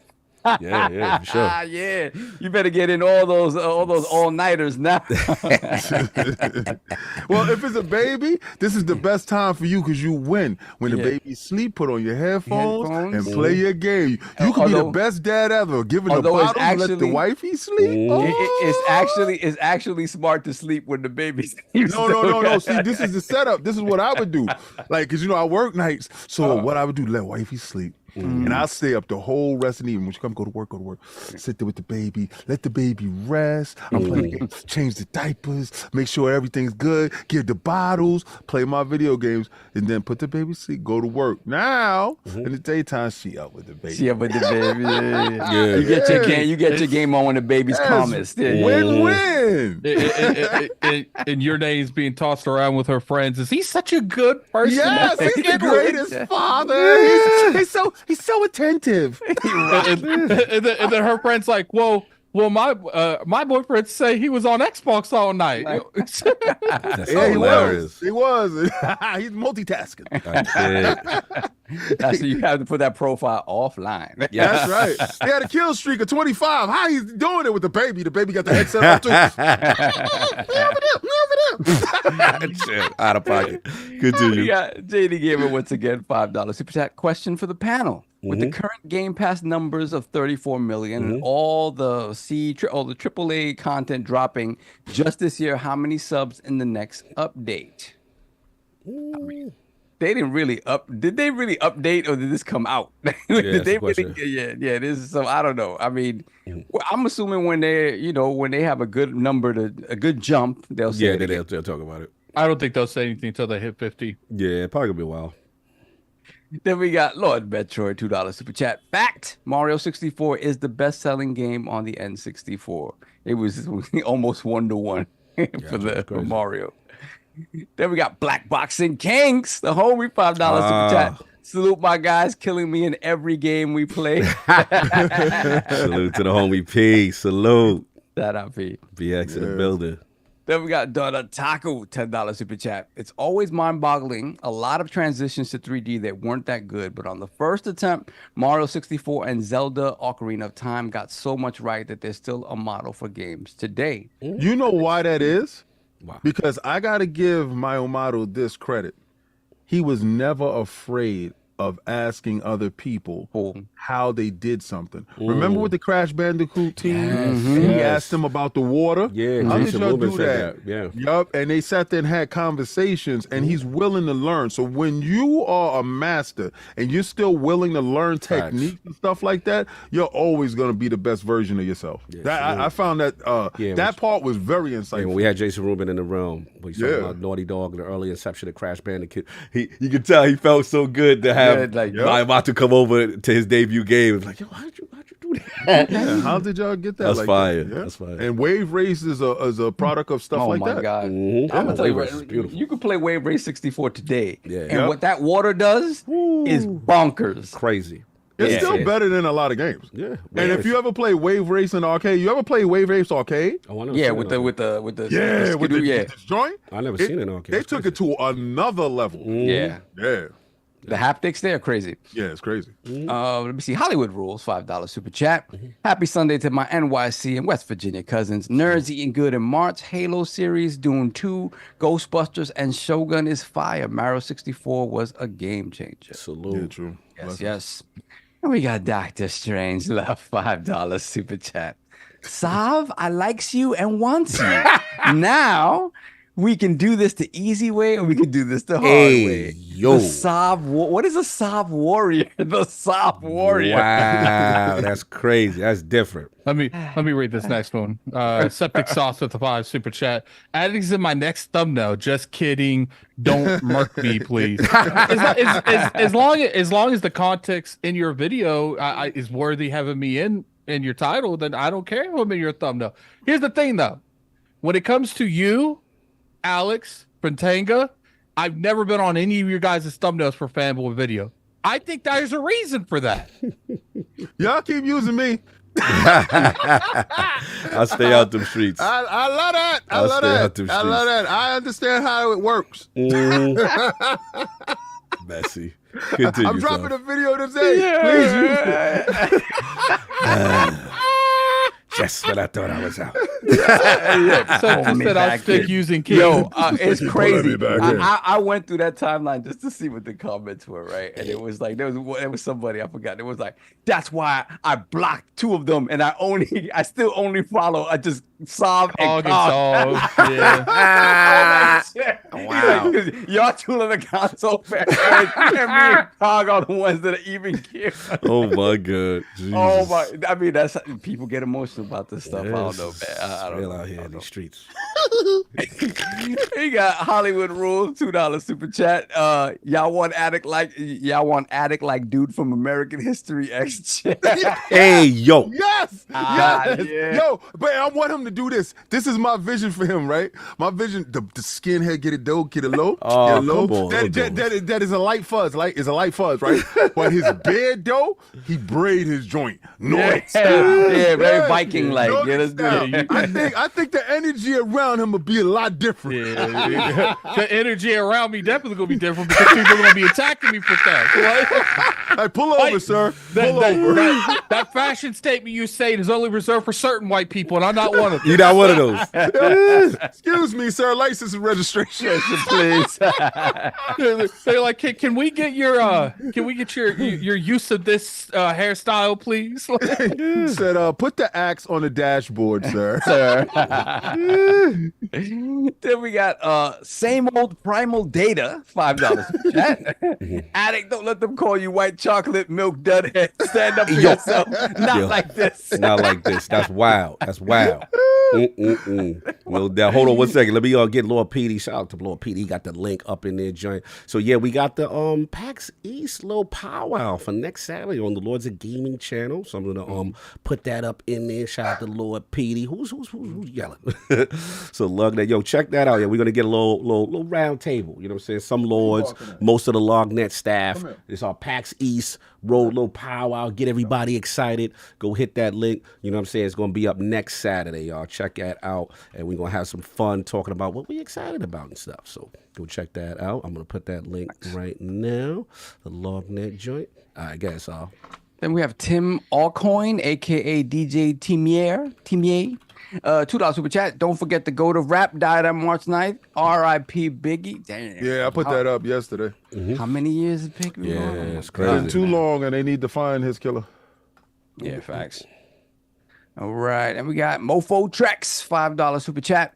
Bless the day of the Lords. R.I.P. Akira Toriyama. Dragon Ball Z is goated just like y'all. Also, vote King in 2024. Make PlayStation great again. Oh man, here they go. Wow, did you guys see what Genki did? What Genki did, son? He removed it because Genki being thirsty like Genki normally does. But he said from front to back, top to bottoms, Final Fantasy VII Rebirth and Stellar Blade have all 2024 gaming covers needed. It's a picture of Tippa and the chick from Stellar Blade turned around. If you Oh, the yams, the yams. I already know what he's doing. Behave yourself, sir. Behave yourself. Listen, man, this cake, man, cake. Lot of cake, lot of cake. Look, I ain't the kind of person to say nothing, but the character model for Stellar Blade looks absolutely like it. It looks over the top for no reason. It really does. Like anyway, continue. Then we have Dr. Strangelove, $5 super chat. Joystick, you need to give it up.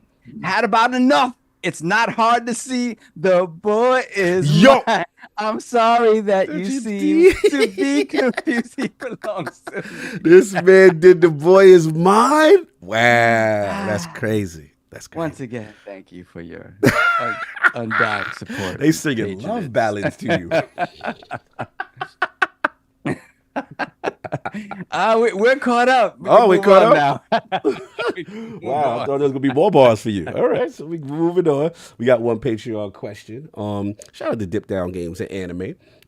So the Iguana was impressed with your ability to work together, being that you have a history of blowing up the earth. How you gonna have a history of blowing up the earth? That's our motto. That's our motto. That's what we do. You kind of made it easy last week. I know. However, he has one last question before he leaves in peace. Greatest wrestling game of all time. All others must go in your memories of them. Can you all agree? P.S. Addict, that solo leveling was fire this week. Solo leveling is turning out to be one of the... I don't normally wait for shows like week to week. I usually wait for the whole season to come out and just binge watch it. I can't wait. Like Saturday, I got to watch the next episode. Like it's a very intense show. Like most of the time, they make the main characters either broken or dumb. And they gain their power to that direction. But this character, and I'm kind of sensing like a little bit like he's going to break character eventually. Like he's really humble right now, but he's like the only person in the entire lore that can like improve his skills. Everyone else is just stuck in stone. If they garbage, they garbage. But he's like the only person that when he actually functions like an RPG, he levels up and no one else does. So he went from the first episode to like essentially someone that can't go through one dungeon without almost dying to like soloing an entire dungeon by himself. Like, crazy. And I feel like it's going to get to the point where that power is going to go to his head. I don't know. I didn't watch the manga read the manga, but I do feel like he's going to eventually go to his head, like that power. Like I'm the strongest there is. Ever. Nobody rocking with me. Shout out Dip Down Games and Amity. So what is the wrestling game we're deciding on to stay alive? I guess it's the last one that we thought was the best. What was it, WrestleMania? Which one? Solve, you muted. I'm talking over here. Listen, from a technical perspective, right? We all agree here, and Attic doesn't have a. He's probably just gonna go with us on this one. Yeah. The best technical one out of all the ones that came out on N64 was No Mercy. Yeah. I think honestly, though, I think we were most invested in Revenge overall. yeah, we were. If you think about it, What's the 3 games? 4 games actually. It's What's the WCW NWO versus the World Tour, Right. then WCW NWO Revenge, then WrestleMania 2000, right when they switched over to WWE, Right, they and bought then the license. WWF, and then No Mercy. Then No Mercy was the last one. So you said, what was yours? You said No one? Mercy. No Mercy technically is the best one, Yeah, right? technically. Right. But I think we had the most investment in Revenge. It was when WCW was at its peak. Oh, that's like Goldberg. So Yes. okay, so the first one was WCW what? World Tour World versus Tour. NWO Yeah. World Tour. That's the one with the giant was on the cover. No Mercy, WCW Revenge, or what was the 4th one? No, Revenge was the second one. Okay. Yeah. WrestleMania 2000 was the third was one. the third one. And then No Mercy was the 4th one, and the last one. There you guys go. I'm letting you vote on my pick. No doubt. So yeah, well, I'll sway, but I really do think like it was. You think it was like our time with Revenge is bonkers. Revenge yeah, I mean, was because special. WCW was at its peak. Revenge we were wilding in Revenge. Revenge, we had the most fun yanking people out the ring, doing all type of shicey stuff. Yeah. I gotta say, we had more fun with Revenge. And Wasn't No Mercy peak though? Like peak. I don't. Yeah, Make the pay-per-view? Listen, I will sacrifice anyone. Whatever y'all want to agree on, I'm down with it. That's it. think we had make a pay-per-view for Revenge. You sure? I put a vote in the chat, and the chat is voting for mine. So. Don't do that. The chat voting. You gonna mess it up now. You gonna mess it up now. They got so far. No Mercy is in the lead. 66 votes at 50%, running away a little bit. So WCW Revenge is in second at 25. It's heating up. 68 votes. All right. They saying No Mercy. If the world burns, the realm did it. I didn't do it. This guy, he likes controversy. They saying No Mercy, man. So I mean, look, from a technical perspective, yes, it just wasn't. I'm assuming most of these guys are a little bit younger, just a little bit. So what's your final argument on it as to why what you call Revenge? It's just, to me, everything that we loved about those games really came with its peak was Revenge. When we had our wrestlers were done right, entrances, we were able to do our own pay-per-views. That's when we bought the belt for the first time. King had that belt. The culmination of what most of our memories come from is Revenge. You may not remember specifically, but to me, it was definitely Revenge. Which one was it where Drew had to carry me on his back? That was when we went to the SmackDown series. That was the PlayStation joint. PlayStation. Yeah, that was the SmackDown joint. That was Brock Lesnar. We got to get to a whole PlayStation segment because I got super fun. That's when it was Brock versus Goldberg, and anytime he would get anybody, he'd be like, F5! Yo, if he beats you and he yelling out that F5, oh my God, used to get on my nerves. I played one a lot for the N64. I just don't know what it was called. Maybe that was No Mercy. Yo, Sam, remember? He did the F5 on me. He thought he stood right up. He was like, I got you. Goldberg stats was crazy. He thinks that the cartridge was red. I don't know. Like, I can't remember. My cousin cartridge was red. I think it was WrestleMania 2000. I don't think it was. I think it was No Mercy. Okay. Maybe it was black and white. Well, if we're going to win, we're going to say to everything, I got to be No Mercy, because that's what the The only Slow-Mo. Slow-Mo! You know what it is? We weren't as invested in WWF when No Mercy came out either, as much as we were invested in WC. Listen, like I said, from a technical standpoint, I'm not gonna say that No Mercy was not the best. We 'cause won't be that's not bad true. if we do this. Yeah. So all right, then we'll go with No Mercy. We go It's with fine. No Mercy. All right, no doubt. We are all good. Last week's poll results are in. People I have say the spoken. world. The world has been saved. Poll complete, 133 votes. Last week's poll results are in. The people have spoken to the question: with all the recent layoffs and changes at PlayStation Studios, which of these has you the most concerned? You're funny. The winner of why does this man laugh? The winner of the 4-way ILP poll, 64% of the vote, was unsustainable AAA development costs. Coming in at second, 20% of the vote, was layoffs at top studios, Insomniac, Guerrilla, and Naughty Dog. In third place, at 9% of the vote, was I don't care about none of that. Games are still fire. That's third place, holding strong. And in last place, at 6% of the vote, was closing London studios and the Fire Sprite toxicity. King, the realm agrees with you that the AAA development from PlayStation side is unsustainable. Who would have thought? The most unsustainable situation was not Game Pass. Here we go. But it was your own folly. AAA, over the shoulder, boulder holders walking. Hashtag just one did it. The crevice crawlers, as Travis calls them. You know the sad dad controller games. We are so happy that y'all finally seen the light. as the Xbox contingent. Delegation. Y'all are coming over to our side where service games and multiplats seems to be the way. Game Pass is still a functional thing. Messy. But it's over for you, Prime. Oh, not the Transformers reference. You bugging. We have taken the Matrix out of your chest. Not the Ultra Magnus get shot. Not the blow. Why don't you? Not Light the our Ultra darkest hour. Light our. Oh, but why isn't this sustainable? Why is it the single player game sustainable? You can't do the Ultra Magnus getting assassinated by the sweeps and Galvatron in your reference. It's a pity you AAA games die so easily. Yo, when Galvatron said that in that movie, Might have a he's like, sense of that's a fact. satisfaction. It's a pity you Autobots die so easily. Yo, they was murdering Transformers, bro. Yo, that is the most horrifying movie for a child. For a kid, all of your heroes getting murdered. Ever. Murked wholesale. Wholesale. I'm like, oh no. Blown up, smoke come out their mouth Yo, in pieces. When they went gray, Yes. son, it was 5 seconds into the movie and they graying out my camera. Yeah, son. When they was sliding the bodies out and they was gray. I was like, no, this ain't real. This is bad. You can sit never. I felt like Unganu. I'm just saying. Such heroic nonsense. Yo, but it's kind of true.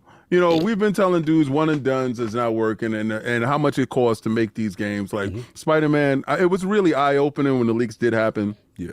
To see how much Spider-Man costs for development, $300 million, and we always laugh like we used to talk about single player games like Halo. We talk about $500 million. Well, get out of here.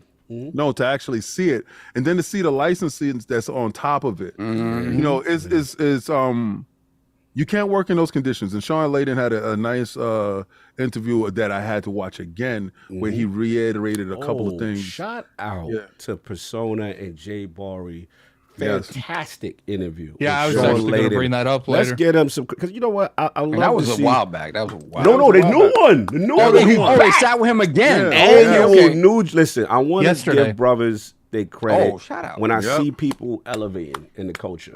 Because one thing about I respect, if you're a PlayStation fan, whatever console you go, like to actually talk to the sources, talk to the creators, the developers, and to put in the work, the level of questioning that they ask, super proud of y'all. I love to see y'all on that time. I know it can get messy in the streets with y'all sometimes, but I love to see y'all on that time. So proud of y'all. The way y'all handled it, big up. We gotta salute that in the community, man. That's the type of content I like. I'm gonna just be brutally honest. And to see Shaun Layden have that level of comfort to come on the platform a second or third time to talk about the industry. Salute. What's up, PlayStation Nation? I know me and you, Jay Barry. Place? We're gonna do the Final Fantasy. We're gonna see them at PAX, and then we'll do the Final Fantasy VII remake spoiler cast. We got that popping off, and I got to get over there on their show too. But salute to y'all. That was a fantastic interview. And PlayStation is not the easiest. Like Oh, even facts. people, they're not Yeah. easy to get Facts. a hold of. I know, and it's good that the NDA that he had signed, and he can finally talk now. But I do appreciate it, and hopefully y'all can have me on, being that I'm running for the president of SIE. Jay Varney Persona, do not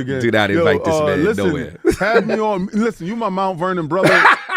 You know what it is. They closed down our GameStop, and I'm trying to stop stuff like that from happening. So as the running candidate, I'm looking for a running mate, and Jay Barry might be my running mate. They're doing quite fine without you. Keep doing what you're doing, brothers.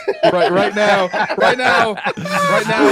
it's J-Dub versus King, and I will say J-Dub was coming a little light with his acceptance.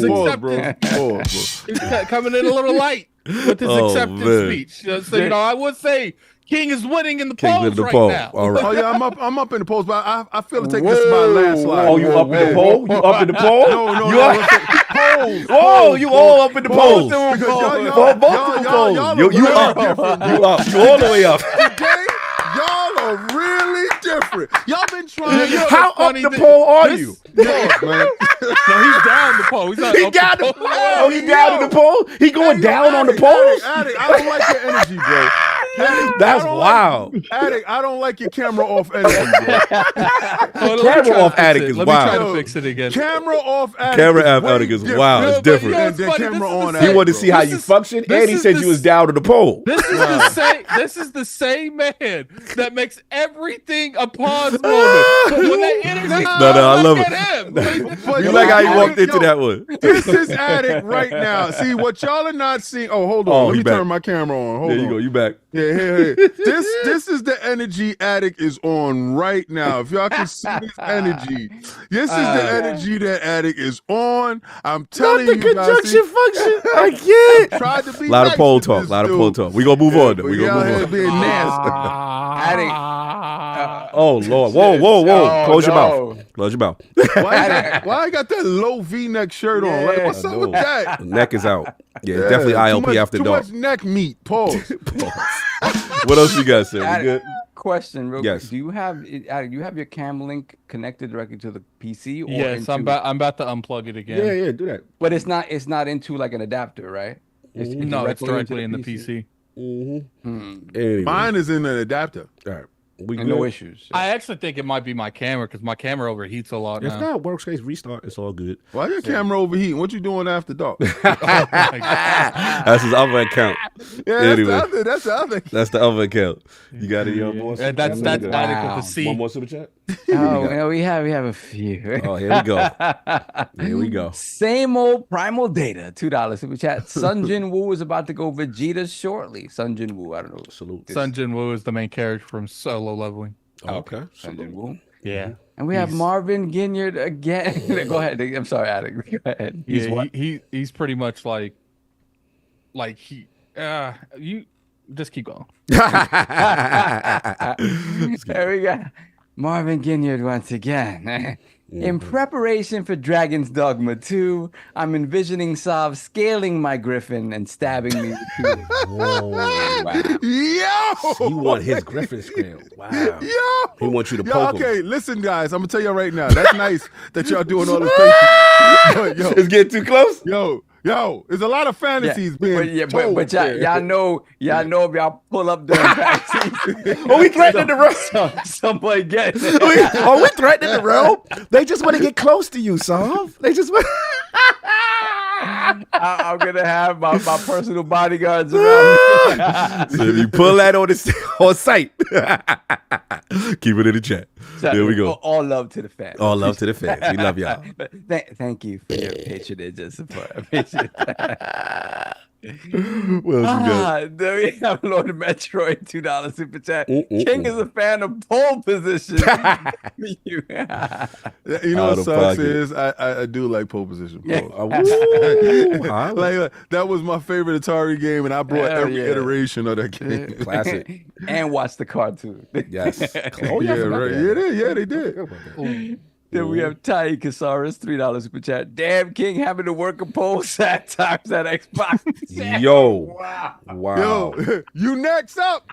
That's crazy. You next up. So, the problem is there's a line for Sony dudes. Y'all are Were you saying there's a line for a poll?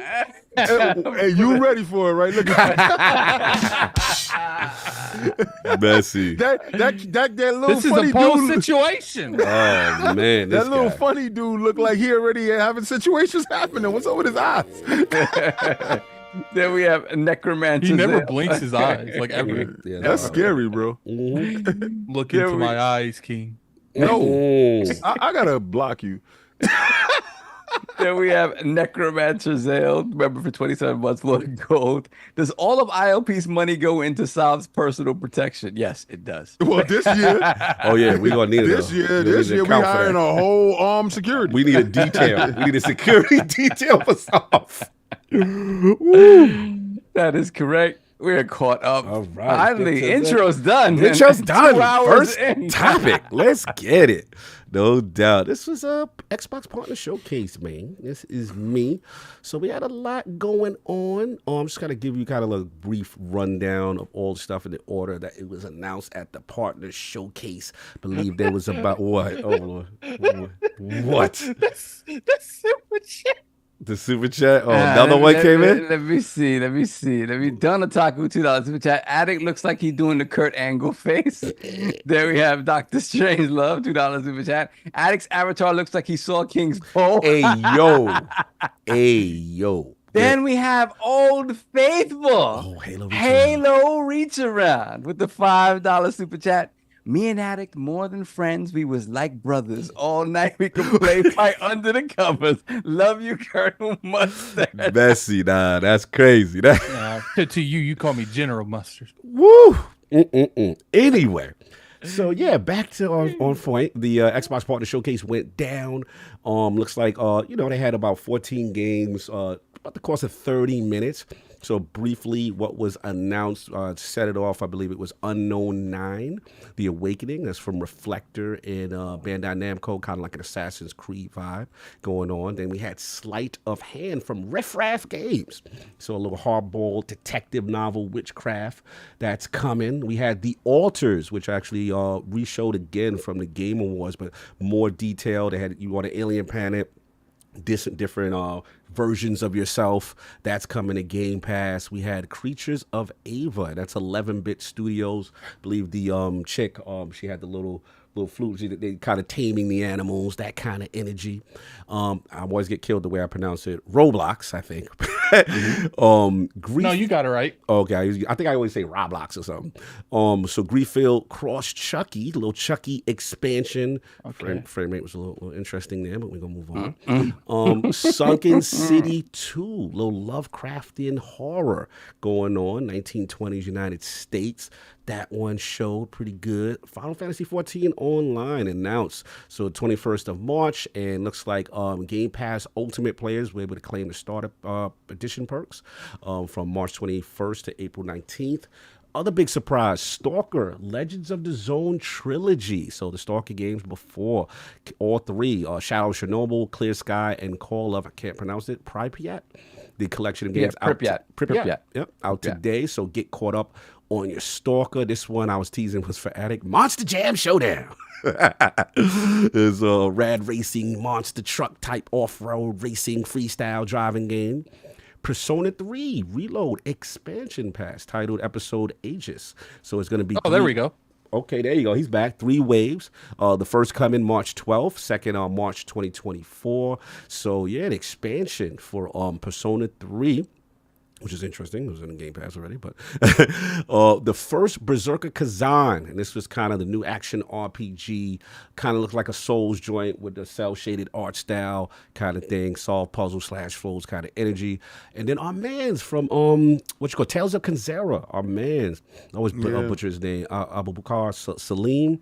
Oh, he voiced, so remember, he's got the 2D joint like Ori, but with the Black Panther, you know what I'm saying, tribal vibe, real African energy. Dedicated to his dad. And I didn't know, King, he was the voice. The guys making this game was the voice of Bayek in your Assassin's Creed Origin. Yeah. I didn't realize that. So yeah, he's got that. So that's going to be released on April 23rd. We also had, not to mention, we got to talk about how you thought that his voice was AI the whole time. we thought that not him, but we thought the person who was doing the transitions between the thing. I thought that was AI, and I had to apologize. Did they come out? Did they come out he's and like say? he was like it was me. This guy put out, I forgot the brother, Xavier. And I had to quick tweet him saying, "Yo, my bad. I thought you." He's actually a real person that was doing that. Salute to him. No, Cog was being extra about it. Yeah, because I really thought it was. I was like, "Oh, this is dope." The first Cog one. is seeing AI everywhere now. Shout out, we got Frostpunk 2 that was also announced, PC Game Pass. So that for Frostpunk fans, that's going to be there, I believe, July 25th. And this one's probably for me, Kunitsu-Gami, Path of the Goddess, the Capcom new IP. They showed more of it, and that's going to be in Game Pass, going to be released this year. No date yet, but this year on Game Pass. So I want to start with Saw first, because obviously, Sovereign King first, because obviously we watched it. I'm sorry. And then I was because my camera has been off this whole time. I had to go with the Dragon Ball Z shirt. All right, pay homage. Blessings. Good thing you put on clothes. We don't know what he was doing. Did I just put on clothes? Exactly. No I know, because you just put the shirt on. I hear you. No doubt. So look, start with Sovereign King first. Start with Saw, because obviously being an addict, we held the show down and had our impressions out there. But Saw, what was your thoughts on the showcase? The vibe, any standout games? What was your overall feeling? So initially when I watched it, I was kind of watching it in a rush, and I was like, "Oh, this seems all right. Like, it doesn't seem like anything super crazy." But then I had to watch it again. I'm like, you know what? Everything here is like either, they pointed it out, like, this is a new announcement, this is a new announcement, this is we coming back to this. But for the most part, apart from something like the Roblox stuff, which doesn't appeal to me, but again, Roblox is huge. I get it. Most of the stuff was pretty cool. So the stuff that really stood out to me that I'm going to be looking forward to is Unknown 9. That one really was, because to me it had like Dishonored vibes, like it had like but third person Dishonored vibes. So it was very cool. Like, it seemed like she was like manipulating time a little bit, and so I was really interested in that. So that looked cool to me. I got to give you some heads up. I spoke to Travis, who he actually had previewed the game already. And he basically said also she could take control of enemies, like inhabit them and make them do stuff too, different type of enemy types. To attack their own people. Some other stuff. So it's very interesting. But continue. So that seems awesome. So that's definitely up my alley. Beyond that, like stuff that really stood out to me. Let me see. The Sinking City, I never played the first one. I heard great things about it. I need to play the first one, so that's intriguing. FF14 finally coming. Yeah, and, that's a big deal, and the perks that they have for Game Pass, like Ultimate members. Let me see what else. Persona 3 Reload. So a lot of people were worried that this was going to be yet another version of Persona 3 that wasn't complete. So I honestly, I don't think it's still complete, because I don't know that this is going to bring in the second protagonist stuff. So that's kind of crazy.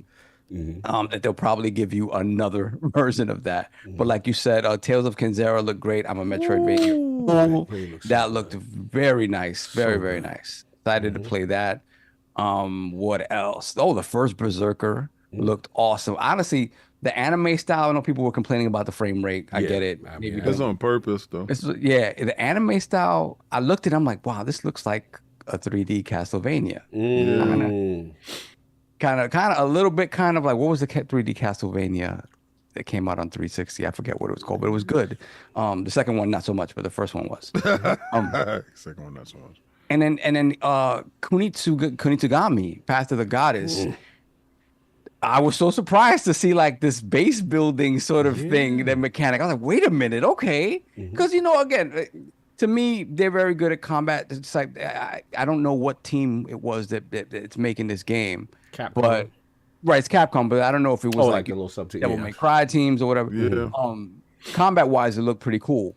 But to add this other layer to it, again, differentiate your games. Don't make them into, just cookie cutter versions of other types of games. So that seems super interesting to me. It kind of protect the, shore up the town for the evening when the monsters come. you know, kind of an early Fortnite type of thing where it's like let's batten down the hatches and get ready for what's coming. So that was cool to see. But to me, yeah, the first Berserker really stood out. And okay, the one I did not mention, which is the one that really stood out to me, was finally we get the Stalker game on Xbox. It's perfect leading into Stalker 2. Because a lot of you people that saw Stalker 2 is like, oh, this is amazing. I love this. You need to play Stalker and know what you're playing. I heard those are hardcore. You need to understand what Stalker is. Like you see, Stalker 2, maybe, you know, I don't know what kind of changes they're making to the formula to make it maybe more palatable to a console audience. But that was a hardcore first-person shooter, kind of survival-ish. It was... It's just a different type of game, and I don't know how the console crowd is going to react to that. So I don't know if they've kind of smoothed that out for Stalker 2. But either way, it's great to see these games. We getting the third one, or is it 2? This is Stalker 2. This is Stalker 2. My bad. Because the other ones were like Pripyat was like the second one, but it was You all said Pripyat? Pripyat. So there was a trilogy of Pripyat. games. Okay, It was it was Shadow of Chernobyl, the first one. Then it was Clear Sky, and then Call of Pripyat. But they were all sort of almost like offshoots of the first one. They never put a 2 in front of it. And I think they did start to work on 2, and it never came out, and they canceled it. So this is the actual 2. But again, they're not Halo. So you know, if you're going into it with that, so you're gonna need to. Again, if you played Metro, Metro is somewhat in that vein as well. Yeah, but this is open world from what I'm hearing. This is open world, right? Yeah, Metro is more linear, and this is open world. Yeah. So this, well, except for the last one. The last one is a little more open world, right? The last Metro. But I'm excited to see how people react to this. I haven't heard too many people talking about it, but you know, you guys, if you're excited for Stalker 2, play this, and it's in Game Pass, all right? I'm assuming, or no? No, not in Game Pass. That joint is $29.99 or $39.99. $39.99. Okay, go get it. Buy it. Buy it. Go get it. 100%. I'm a little I mean, again, these are like remakes for the console. I would have liked to have seen these they're up-res, and they're whatchamacallit, and their frame rate is boosted. Which is why I would love to have seen them on the PC as well, but no PC Game Pass, no nothing. Oh, you would like to get everybody. There's no PC versions. Yeah, these are for console. Yeah, I feel that. So, and it's out on PlayStation as well. But yeah, play these games. Play these games. All right, no doubt. King, we missed out on you. I know you had things going on. Oh, that's right. Day. He wasn't there. Yeah, so the I was going through it, bro. Yeah, I was late. I'm doing this super detax on my body where I feel good today, but tomorrow might be a different thing. You never know. Showcase, how you feeling about it? I gave the show an 8. And let me give you why I gave it an 8. You know, they showed a lot of regurgitated stuff that they did show before, but when they gave you a reason why, they expounded on the games. And they didn't expound on it in a way that was dragging the show down. I think every title had like a minute or two. You had 30 minutes, it was 30 minutes in and out, pause. And if you wanted to see more of it, you could click the barcode and go see the in-depth interview at Xbox Wire. Yes. That's how you're supposed to do it. This is the format that I love the most. Now, I'm not saying that every title there was something that I wanted to see. No, I like, what is it? The Alters. Yeah, with the multiple personalities yourself. Yeah, I like that. The fact that that's going in Game Pass. That is something that I was intrigued about, but knowing that it's going in Game Pass is something that I'm going to play, right? I watch these shows for what I'm getting in Game Pass. And the fact that some of the biggest things that I saw there, pause, because you guys are weirdos today. You've been on fire today. I gotta be on my P's and Q's with you guys. You've been on fire today, boy. Nah, y'all been on fire. I've been normal. Everybody got to expand their vocabulary. Yeah, you gotta find out different ways of saying stuff. You gotta learn your articulation on things has to be a little bit different. Anyway, with these guys here, I gotta watch them. Especially Attic, he's in his phone. Path of the Goddess was something that I knew I wanted from Capcom because I've been dying for a new Omnimusha. right? And I'm like, man, when are they gonna go back to this? And remember when we first saw it, I thought it was Omnimusha. I was like, yeah, and it was like, no, not that. Yes, not you're that. not getting that. You want to play that, play the old stuff, King. And I'm like, damn. And then I saw that they have like this tower defense type of thing aspect to it. I was like, oh, okay. So you didn't just show me the same stuff over. You just showed me some new stuff to give me a little bit more intrigue going forward. Now that Berserker game, I love the offsetting pace of it with the animation. Like it's like the world is at 60 and the characters is at 30, and it's like, is it off? Is it purposeful? I want to know why it's done that way. I want to see exactly what's going on, because right now I'm playing that Bolt game, that Warhammer game that's inside. Bolt Gun that's inside Game Pass. If that's like Gears of War was made back in the days, that's what it feels like to me. If Gears of War was made back in the days, so I want to see what this game does, because it looks like it's trying to be a throwback in a modern era. And what's the aspect of it? I know I'm a little bit fearful, because I think it's going to be a Souls type of game, and I don't really jive with those games like that. But Sinking Ship 2 was something that I saw and said, okay, I played Sinking Ship 1 on Steam. Nice. What are they going to do with this? I want to know if all of that CGI, because it looked really good. Very CG. You know, they say in-game engine, but what are they meaning? Is this vertical slicing? I want to see actual gameplay on this game here. I think that game meant the most to me. Roblox with Chucky. It was the ugliest game of the show. Yes, 100%. Ugliest. But it had the best beat. That beat to the murder. Show. You saw I had King inspirations at that point. You heard me? Yeah. Do that part? When he was stabbing, he was jigging him. He's like, beep, beep, beep, beep. I know that's gonna do numbers, and they just didn't show well, but I know that's gonna do crazy. Yo, but why was Chucky the only 4K character, and everybody else had the big bobblehead with the little pee-pee guns, and Chucky looked like, in his contract, Chucky said, you ain't gonna give me no Roblox head. You gonna depict me like how I'm supposed to be seen. And I was like, yo, I like that. I ain't gonna lie. Let's go. I want to play Roblox just for Chucky, because I heard it drop. It do look funny. And if any of my Fortnite do, I know Fortnite just dropped, and Fortnite is at its peak. It's going crazy. Shout out to Bill. Bill jumped in my party. I was in the middle of the mix. Yeah. He always playing. I was in the middle of the mix. Oh, you in the mix? I was in the mix. I knew he was gonna ask me what I think about it. Yeah. Every time I think you guys can't get better. Yeah, they topped it. Yeah. Chef's kiss. So I want to play Roblox just because of Chucky. And it's little things like that that pulls people. I mean, a game that I don't care about, and I'm making very clear, I do not care about Roblox in the least.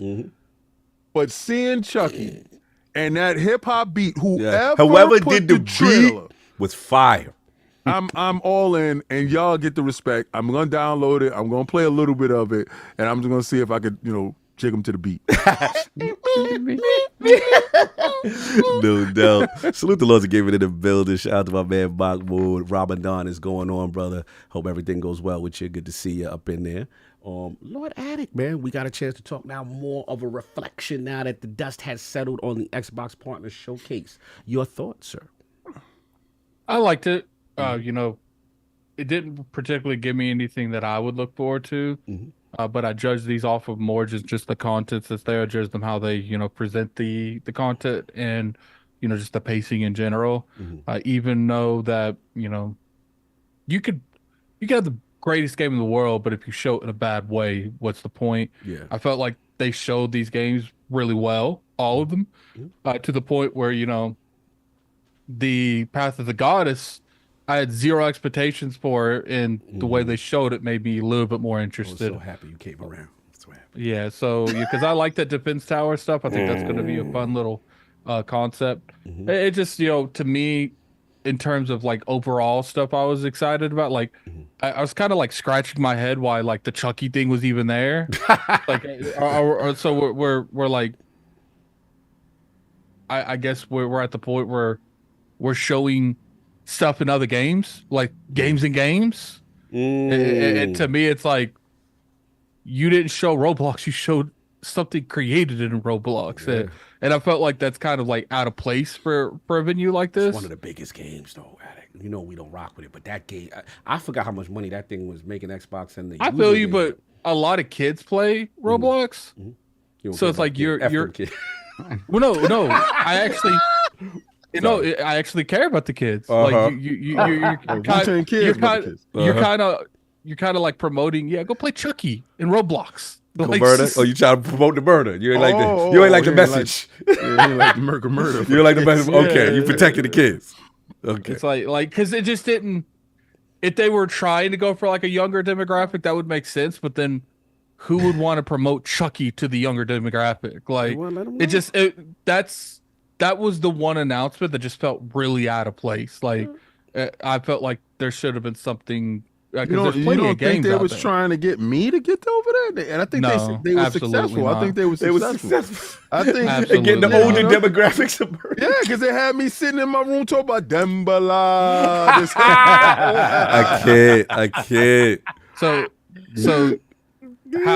how what do you think of the game then, King? I'm gonna download it.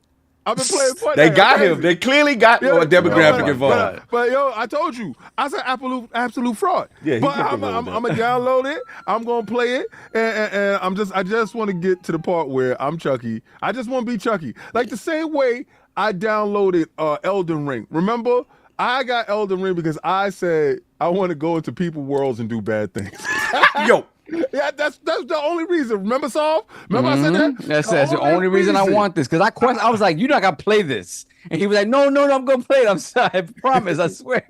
So I'm watching the bank. He was like, the biggest thing that King ever asked for that I was very, like, I was convinced this man is just waste of money, but he didn't. Which one? Was Elden Ring. Yeah. I was surprised at him. Yeah, he went hard. Convinced King will drop that in an hour. I thought he gonna drop that. Didn't. Yeah, he's still with that. I gotta give you your joint on I'm waiting right now for the DLC. I feel that. Respect. That was my game of the year. We had something in the Patreon. We should have did more of it, and we'll probably do more of it going on. Maybe the DLC where he summoned me to his world, and I was just a spectator. I didn't help him really. Like I was using emotes to cheer him on fighting bosses.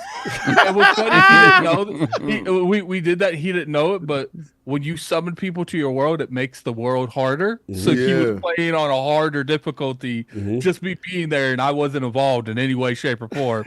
Like he was getting annoyed because I would run up and hit the boss. I'm like, that's what you do, King, and I run. Get him, son. Because I was so strong and so OP, no one in his world was messing with me. That's what's up. Salute. Oh, hold on. So we got the legend hip hop gamer in the building. My brother's in the building. Elden Ring plus glitch. Infinite health is the best. Yo, he go hard with the cheats. So salute to hip hop. I love he is unabashed. He's like, yo, this is what we doing. So. But people gotta act like we didn't have Gleam. Oh, Game like Genie we didn't have Genie. Believe me. Yeah, but I love the fact that he does Plitch. I love that, and it's dope and unapologetically about it. Real about it. Nah, I'm trying to end these games. I feel that. I gotta respect hip hop for it because people were trying to like turn him into a meme, and he turned the meme and then turned that into a meme. Yeah, turn it on them. Salute. So he kind of like did a Kid Smooth where like Kid Smooth turned the word Xbox and used it as a positive and like turned into his memo and his personality, and you don't really see people calling people Xbox to that degree anymore. That's when people have confidence within themselves. Yeah, that's a fact. You're gonna stand on your square. The hell with everybody else. Yeah, no doubt. So break protocol real quick. Shout out to Hargy Chani, $5 super chat. Putting codes for the Stalker trilogy on Xbox in the chat, and also code in celebration of Mario Day, Mario Wonder. For the Switch. So whoever got that, give a shout out to Hargy in the chat. Yeah. Appreciate you, Hargy. Let me send some love to Hargy. He jumped up in my Xbox Live chat. We was in the middle of a raid, but it was him, coat pulled up. It was good to see him, brother. Hopefully we see you up at PAX East. Yes, we already talked about it. He gonna pull up. So we gonna have some fun. That's what's up. We always hang out with Hargy. Yeah, so that's been it for the showcase, right? For the what? No. Showcases. Yeah. Sorry. No doubt. And then I got my bars on that. Yeah, look, I loved it. I don't know. It's like as I'm getting older, I got more of appreciation for the AA and the indie scene more because I feel like the creative ideas they're more willing to take risks and try different gameplay mechanics. So for me, shout out to the Alters. It showed better than the last time I felt. Alters was, in my opinion, the best looking game that was there. I loved Alters because it's so unique. You know, you have the aspect that you're on the planet, and I guess you're trying to survive and do things to advance, and then this whole thing of in the base, multiple personality yourself. And again, shout out to Child. He previewed this joint before. He was telling me, he was just like, sometimes you got to be like, yo, for this thing, we need a botanist, whatever. So you got to go back to the past person, the parts of your life where you could have been that. And then you bring that person, you hatch that clone of yourself, and your clones could be beefing with each other on decisions as this timer goes on with trying to save survive the environment that you're at on this planet. So it's just this extra dynamic. It looks so cool. And I like that inside outside kind of thing. So salute to them. That showed even better. I think that's a Game Pass joint. So salute to Game that. Pass day one. Yeah, salute. I agree with you, Saul. The Stalker trilogy was a good look to kind of consolidate, get people used to the franchise before the new joint come out. I like they didn't throw it in Game Pass. I actually don't, but And let me tell you why. Wow. The only reason why, because I was going to touch on that, but I knew that you was going to touch on it. Go for it. The only reason why I'm glad that they're not going to put that in Game Pass is Stalker 2 is going inside Game Pass. Yes. If you want to support get the fever. the people out there that are actively in wartime situations, this developer is actively in a wartime situation. You take their older titles. Inherently, when you put it on Xbox, it automatically up-reses it. It automatically gives it frame boosts. Don't have to do anything to it. So you took their older catalog, put it in there for a price that is an impulse buy price. So whatever they make goes straight to them. Yeah, type of thing. And I think that was the mindset behind it. And then they already got the bag from Game Pass. And then when the game hits Game Pass, then those people that like the game, that want to support them, buys the game inside Game Pass.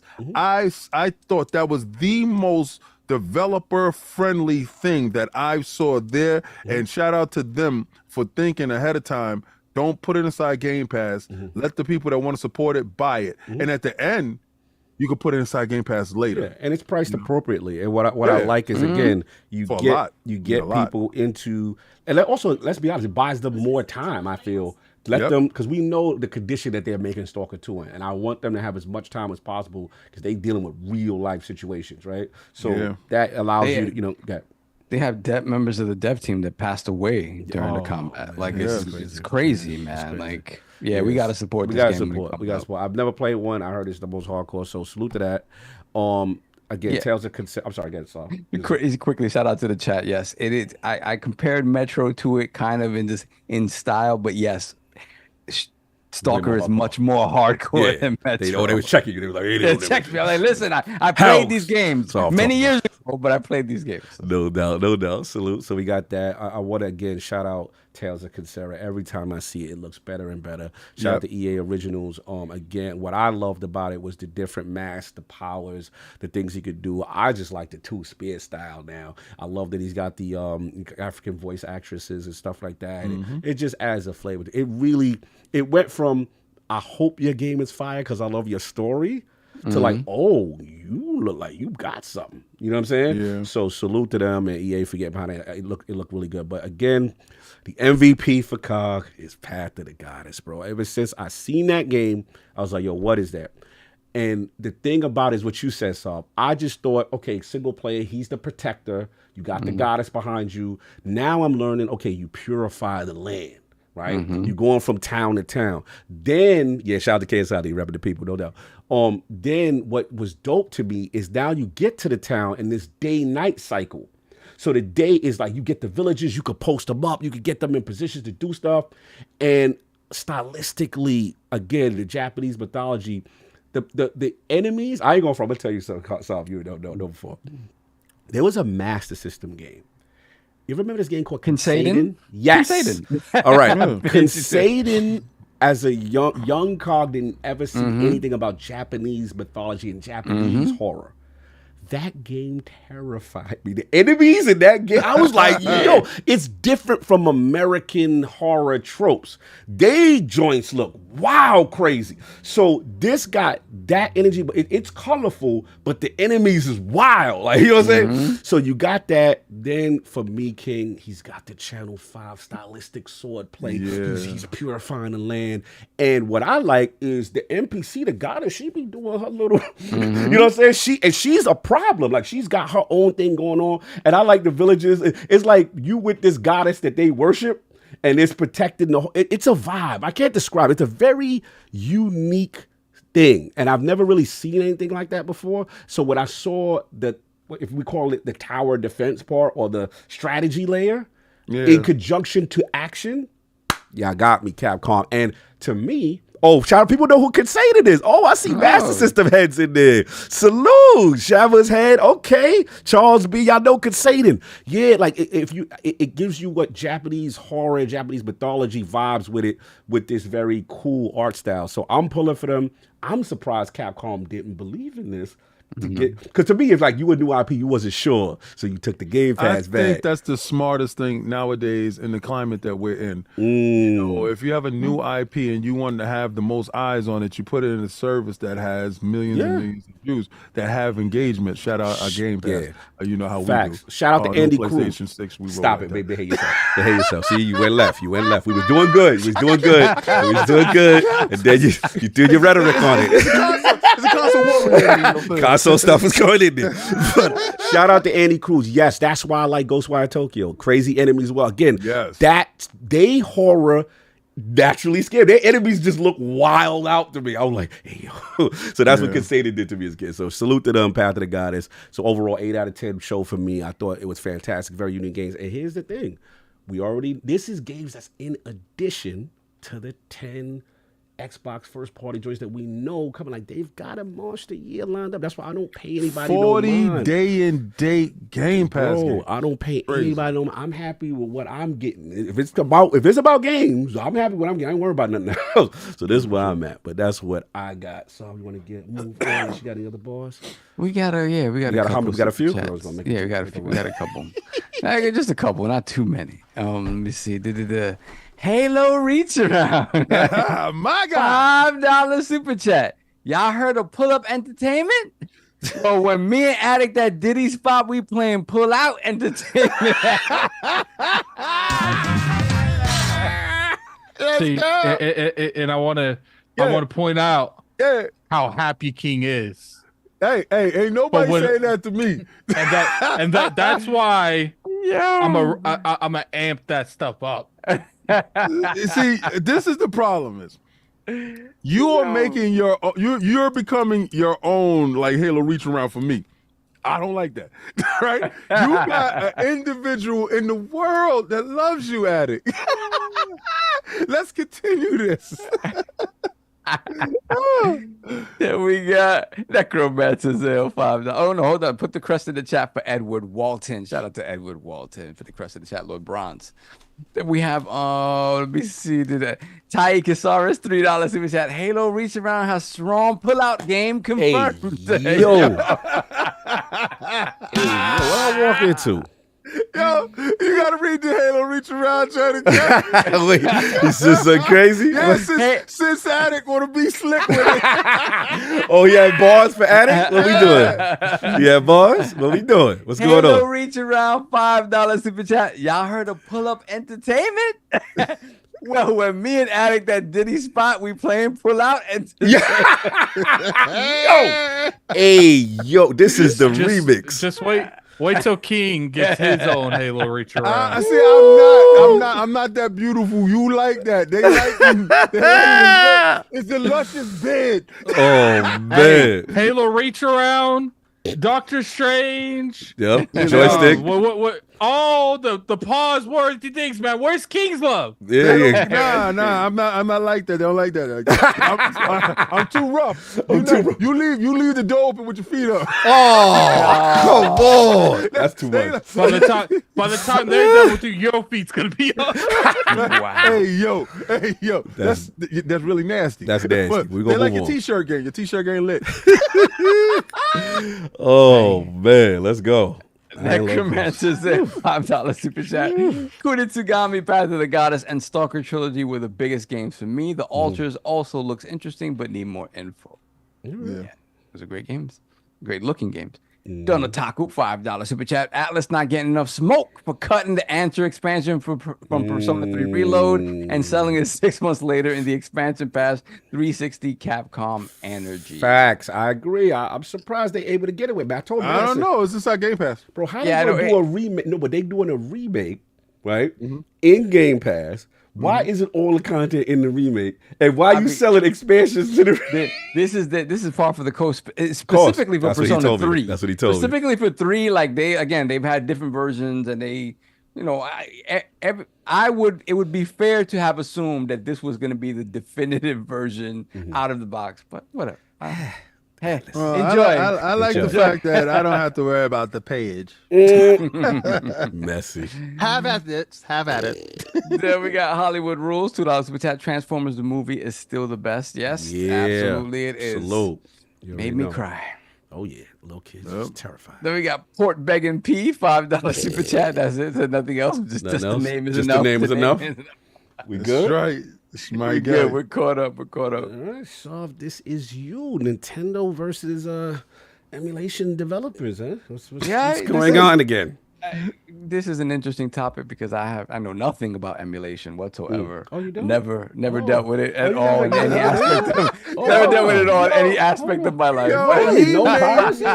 He made me look up to make sure who was on the talking. show. Yeah, I was like, oh, wait, really? Oh, it's interesting. It's something you're completely unfamiliar with. Oh, we found out. He's a robot. That's not You even know what's Soft. funny? Besides emulating like Game Boy games, I literally have no experience in emulating at all. You know what's interesting? Like we have another person on the platform that saying the same thing. It's just so we learn every day.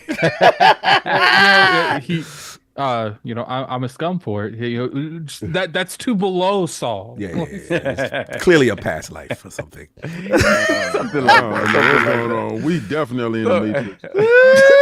So let's go all the way back to the start of last year. We're going all the way back. How far back are we going? Before the launch of Zelda Tears of the Kingdom. Okay. Gotcha. Okay. That far back. Leading up to the launch of Zelda Tears of the Kingdom last year, the game got out, as games tend to do. And a lot of people were playing that game early, and a lot of people were very, very bold about putting up streams and gameplay of them playing the game, not only playing the game on native hardware, but many playing it and boasting about how the game was running at 60 FPS and at 4K, all manner of amazing resolutions and frame rates on the PC. Wow. So Nintendo, shout out to PC Master Race. They was showing they build over there. Yeah. So Nintendo, obviously, as Nintendo is known to do, they were very litigious. They jumped at it, trying to DMCA most of this footage before the game came out. To certain effect, because Nintendo's pretty good about getting that stuff taken down. But at the end of the day, what came out of it was that a lot of people had Tears of the Kingdom early, not necessarily through purchasing it, and they were playing it in emulators. Specifically, the one at the time was the Yuzu emulator, was the one that seemed to be the best working when it came to Tears of the Kingdom. Yuzu? That put a bit of a target on them specifically. Now the thing about emulation, right? If we go back, and King mentioned Bleem a little bit earlier. Yes. The court case between PlayStation and the Bleem emulator, it went to court, right? And the decision there was that Bleem was within their right to create an emulator and sell it, so long as that in the creation of that emulator, the protections for whatever platform it was emulating were not subverted to actually get to the core of that emulator. Meaning you built that emulator independently of getting any of the actual information off of the original hardware that utilized it. So at that point, that was a big sort of turning point in that now we had legal precedent indicating that emulation as a whole was legal, right? Yeah. And the selling of emulators itself and the production of an emulator, so long as it followed those guidelines, was legal as well, right? So when Nintendo, whatever, almost a year later after the whole Tears of the Kingdom thing happens, when they go and they sue Yuzu, a lot of people's eyes open. It was like, what do they know that would cause them to feel it was okay to sue them when they know the precedent is such that they don't have a leg to stand on when it comes specifically to this? Right. That was a big thing. And what came of it was that apparently there were some shortcuts taken in the creation of Yuzu that may have subverted some of these rules and regulations that have to do with how you create an emulator. No, he's missing out some of the details of this thing. It's crazy. Yeah. They had a Patreon with a Discord only, and they were widely saying that they were doing it, and they're Discord only. And then it came out apparently in the court. Now I didn't fact check this. I just saw it on Twitter. Right. Nintendo infiltrated their Discord under fake aliens. They sent somebody. It was like, yeah, this is awesome. They had they had the Donnie Brasco. Yeah. Shout out to Nintendo's lawyers. So they went in there and they found out that, like I said, certain shortcuts. Checking out the operation. So that is why they felt confident to be able to sue them. Now, so fast forward to now, they sued Yuzu. Yuzu. And well, they're not Yuzu. They sued the developers of Yuzu, not Yuzu. They sued the developers of Yuzu. So you know what happens when you file a lawsuit, right? The person you're suing gets a chance to respond, right? And then if you're gonna go to court, then you go into what they call I forgot what the word is called, but you go into fact finding, right? Fact finding and all this stuff. So to Addict's point, they settled very quickly, meaning that they knew that the fact finding, and maybe Nintendo had this information already, or they brought it to them like, here's a smoking gun as to why you're going to lose. What you want to do? Discovery. The developers. They said discovery, y'all. They said it was a discovery. Discovery. There you go. Discovery. There y'all go. Legal. Let's go. So the developers, and they're called Tropic Haze. The developers of Yuzu. Tropical Haze. That's crazy. That's how they came up with that Yuzu. Yuzu. They were on the haze. They was on that haze. They was like, yo, they got high. They was like, yo, what you want to do? We want to make an emulator, bro. I love this Nintendo joint. That's crazy. Yo, how we going to do it? Just take their stuff. And just take it. Don't worry about it. Just reverse engineer. So what's the name of the company? What we smoking on? Excuse me. Tropic Haze LLC. LLC. Ooh, that Tropic Haze. Incorporated. Wow, that's crazy. Yes. So basically, to Addict's point, they came back the very next day and be like, "Yeah, now we're good. How much you want?" Wow. And so they sued themselves. How much do you want? We want everything. Damn, they ain't gonna survive this, huh? 2.5. No, they already shut down. They out of here? It's over. They don't care about that. They came to an agreement. They came to an agreement to pay Nintendo $2.4 million. Yeah. Cease all development on the Yuzu emulator and shut down their Patreon. And shut down the Patreon. Eliminate all remnants of it online as much as possible. And they also, the Citra emulator they developed for 3DS also caught that smoke and the strays, and it had to go. Whether that emulator itself showed any signs of this, not following the rules, I don't know.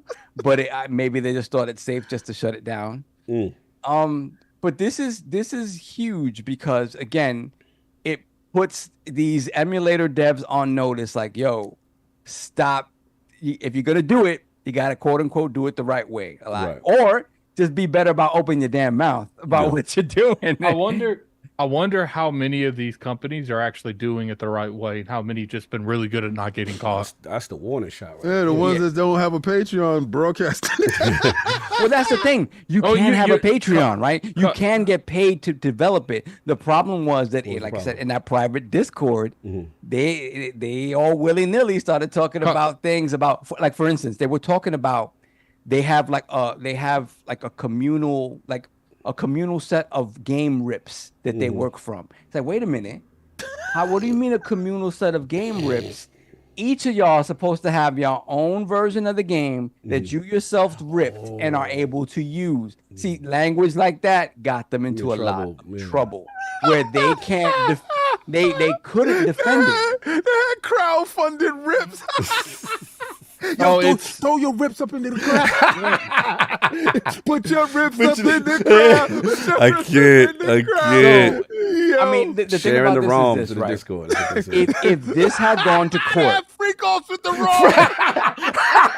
Yo, how you making it rain ROMs, like rain and ROMs? he said that the freak off. They ran in the ROM room. They was like, what's going on in here? Oh, we got Zelda over there. Not the ROM room. Oh man, that's different. Oh, is that Mario Wonder? I wonder what they were. Cog, do you know how much their Patreon was a month? How much they're getting a month? $30,000 a month. No, it was $34,000 a month. So I need to open my Patreon. That's wild. We need to have freak off with the ROM. Bro, freak off is crazy. Look for the new Yuzu. They was smoking that tropical haze a little too much. I got on LLC this. So the important thing to note here is that if this had gone to trial, this could have been a big blow to emulation, because again, it would have set a new precedent, right? Legally, that can be used to defend other companies' claims that, hey, you built this specifically to be able to bootleg stuff. So question, just to interrupt you. So technically prior to this, emulation was kind of legal then. But Yeah, the way they went about this, Right. they was able to set a precedent to say, aha, the way Well, you the thing used is, it. Okay, yeah. by it not going to trial, the precedent isn't legal. It still don't look good. Right, It doesn't gotcha, look good, gotcha, right? okay. And the shot is fired now, like, hey, whatever you're doing to make these emulators, you better be sure it's on the up and up. Because if not, they're coming for you. Got you. And they're going to find a way to catch you. Got you. I wonder if Nintendo takes this W. I'm curious how they take this W. Do they take this W? It's like, okay, we got rid of Zoo. Or they take this W as like, I wonder if we can get rid of them all. No, well, that's the thing, right?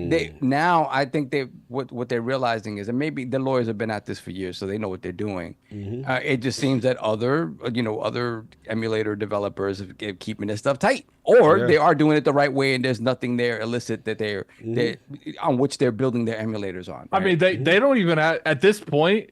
If they took out this one, Nintendo, I'm sure that they're looking like. Because how many like big emulators there are on the market?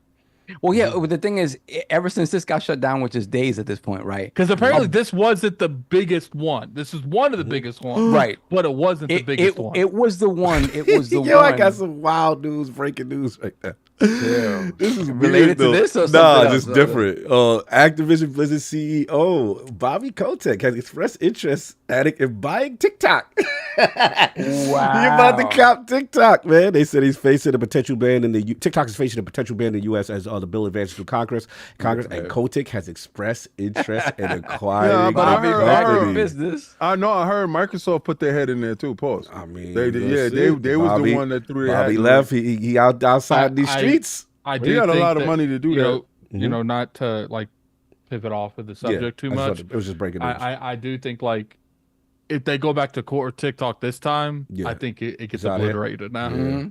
Because now they turned TikTok into a giant store. Country big is killing me. And the biggest the biggest content creators on TikTok, they're no longer for TikTok. They're speaking against it. Like there was like the top 10 on Instagram was saying, look, like this corporation does nothing for me anymore. And if they went out, I wouldn't care. Like, Got you. All right, fair enough. I just wanted to break that. Okay, continue. So That's I'm sorry. funny. No. So that's it. So again, big to the emulator community because again, we didn't set new legal precedent with that, which could have really affected emulation.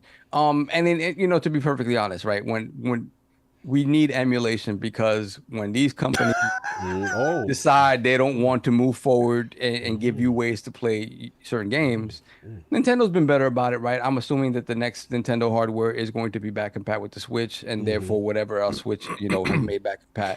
But long term, there's a lot of, you know, without this hardware, you're not going to be able to play some of these games. So, you know, a lot of the work is being done. Listen, do 90% of the people do this the right way? No.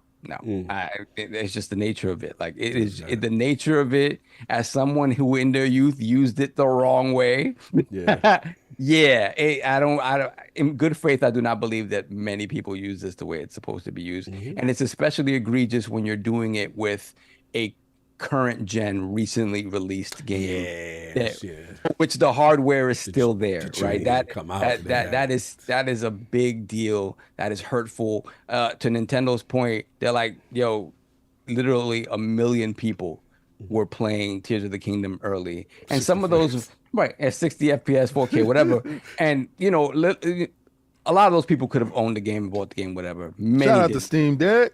Many did not. So this could have been a really big deal. I do think it emboldens Nintendo to still keep looking and see what they can find. I think the whole thing about sending in spies and acting like is, but I'm assuming they've been doing that for a long time. These guys just, you know, they were feeling themselves a little bit too much, and they got loose. And this is what a little happened. too close to the sun. Exactly, and they got burned. So shout out to Tropical Haze. Never knew you. I'm laughing very particularly about that name. No doubt. Attic, anything add on with this Nintendo emulation, the lawsuit that they have settled and won, looks like? Look, I get it. Emulation itself is legal. It's just the ROMs that make it illegal.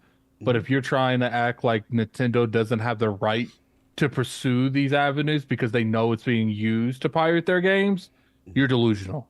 Because at the end of the day, I guarantee you the same people that are speaking out, if they had brands such as like Tears of the Kingdom, I think it got like downloaded like 3 million times before the game came out. So it's just like they have every right to protect their brand. Every right to protect their brand.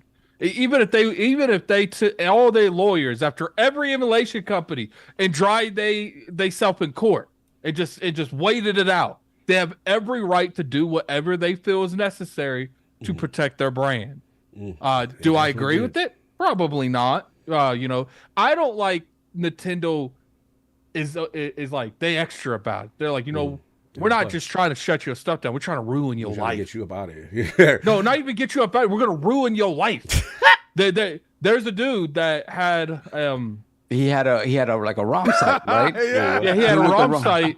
He had a ROM site, and he literally for the rest of his life he's done. Nintendo. He's got to give Nintendo 30% of his income he ever makes for the rest of his life. Oh, wow! I like their lawyers.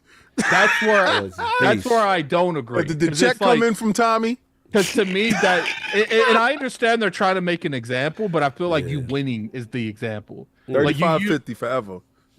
You don't have to go that extra. I feel like that's somebody gonna get the message. I feel that, but really, does anyone ever get the message? Because they still do it. Nah, because again, Yuzu shut down, and like 6 more emulators popped up brand new. Yeah, that's what I'm saying. Like, I don't think that as a Nintendo, they should because what they do is they use the power they have, the money they have, and they know even if they don't have any legs to stand on in court, they could just hold these people in court for as long as they need to. And I don't agree with the mindset where it's like and when we do win, we come up for everything. And it's just like, you know, to me, you won. like that. You don't gotta like ruin. You don't like life. the way they win.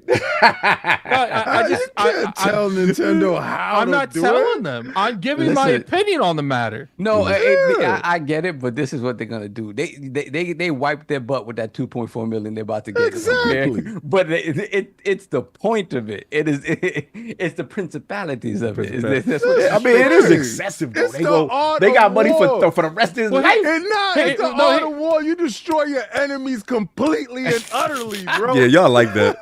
You like that. Nah, if you think about it, them settling in a day, they put the fear of God in them. Oh yeah, facts. Oh no, that's to set an example. They handed the discovery the folder with all the discovery over to the. You know what they probably did? They were like, nah, man. Yaza was probably like, yeah, we want to settle. And Nintendo's like, and they're like, okay, how much? Nintendo's like, what have you been? What do you got in your bank from that Patreon? Like, we want that. Thing. You always got to punch the big dude, the biggest dude at the opposite crew, and let them know. Like we ain't gonna send you. We ain't gonna send you to jail, but we taking every penny you've made. Yeah, that other dude went to jail for a minute, and then now he has to pay them as well. That's right. And I'm okay with like send his love behind the jail. You know, I'm okay with them taking all the money that he's made from that, but they be going. They want everything he'll make for the rest of his life. He's 14, and for the rest of his life, he got a residual. Yo, man, where my money at? They knock at his door always on the first. Yo. Nintendo comes straight to his house. Yo, Mario's at the door again. Oh, man. That's what Reggie... That's what Reggie retired to do. Reggie retired just to collect Nintendo money. They're sending the plate around. It's a dirty game out here. It's a dirty game. Yuzu! Sorry. Your thoughts on this, sir? Are you good? Yo, nah, I'm about to go in. Oh, Lord. Yo, Yuzu laid on that sword so y'all all could live. So I'm gonna tell you this, right? See, Addict think that they win in their bank account now. You making $30K a month off of your Patreon, that's not even counting the other bread that you was getting on the side, whatever you was doing. And this is my thought process with that. Shout out to Alex, because I watched Alex's video in the process and how he broke it down. Dope stuff. Because emulation is something that I like. You about that. So you don't say. You don't say. I know other people too. Yo, I was making sure. Nah, it's preservation, game preservation. Oh, that's what it's game preservation. Okay, you know, I gotta preserve these games. Yeah. You the museum. Yeah. Making sure that everybody understands what happens. People do some crazy stuff to justify thieves. That's right. So what? Anyway, I paid for mine. So.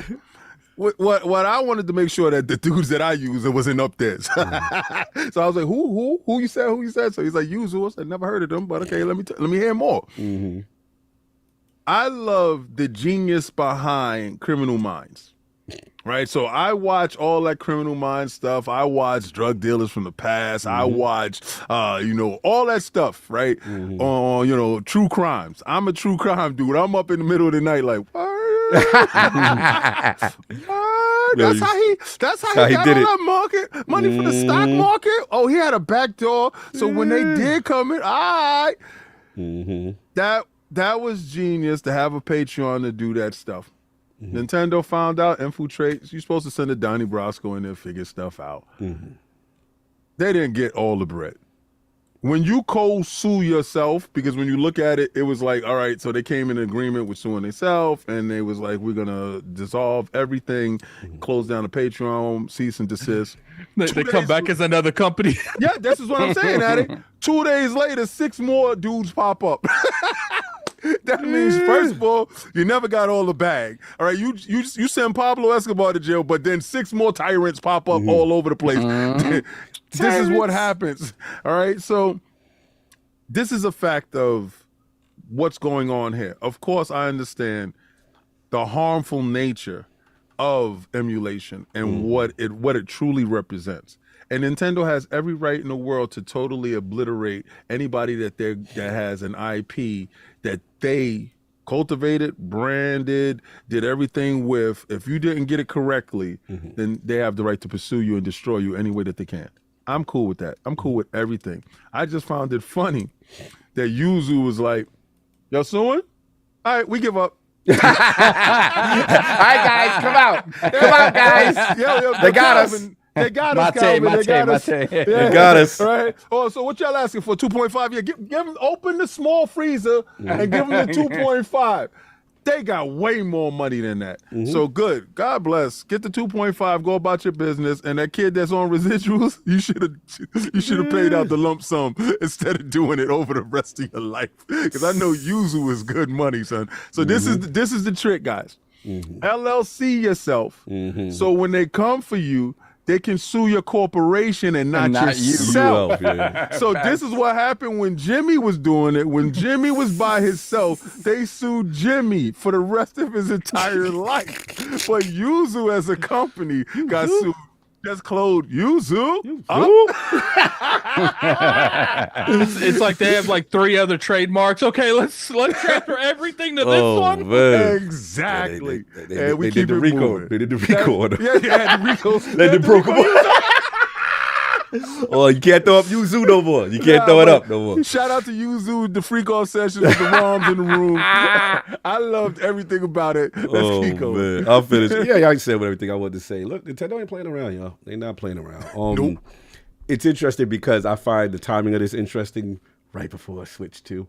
I ain't gonna mess up this new system. Let's clean this up. They ain't gonna mess up this new system. And look, obviously there's an ethical thing to this, and I'll speak for myself. In the past, I must admit, there was some gray areas in my life. And, there were times where I fell victim to certain things. Oh, fell victim. I fell victim to certain influences by my friends. You were coerced. I was coerced, you know what I'm saying? And, shout out to Big Club.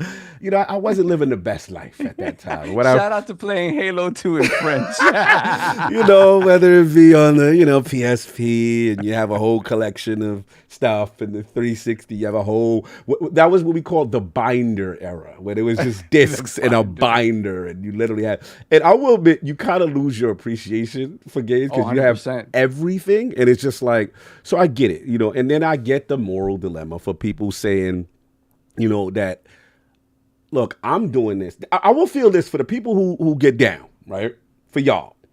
There is truth to something that King said for y'all, because that's statute of limitation. But the thing is, like, I do get it. Like, yo, what if it's the game and you're like, bro, they ain't doing no backup pack, or Nintendo ain't make no version, or this is a licensed game that you can't play anymore, and there's no way to access it.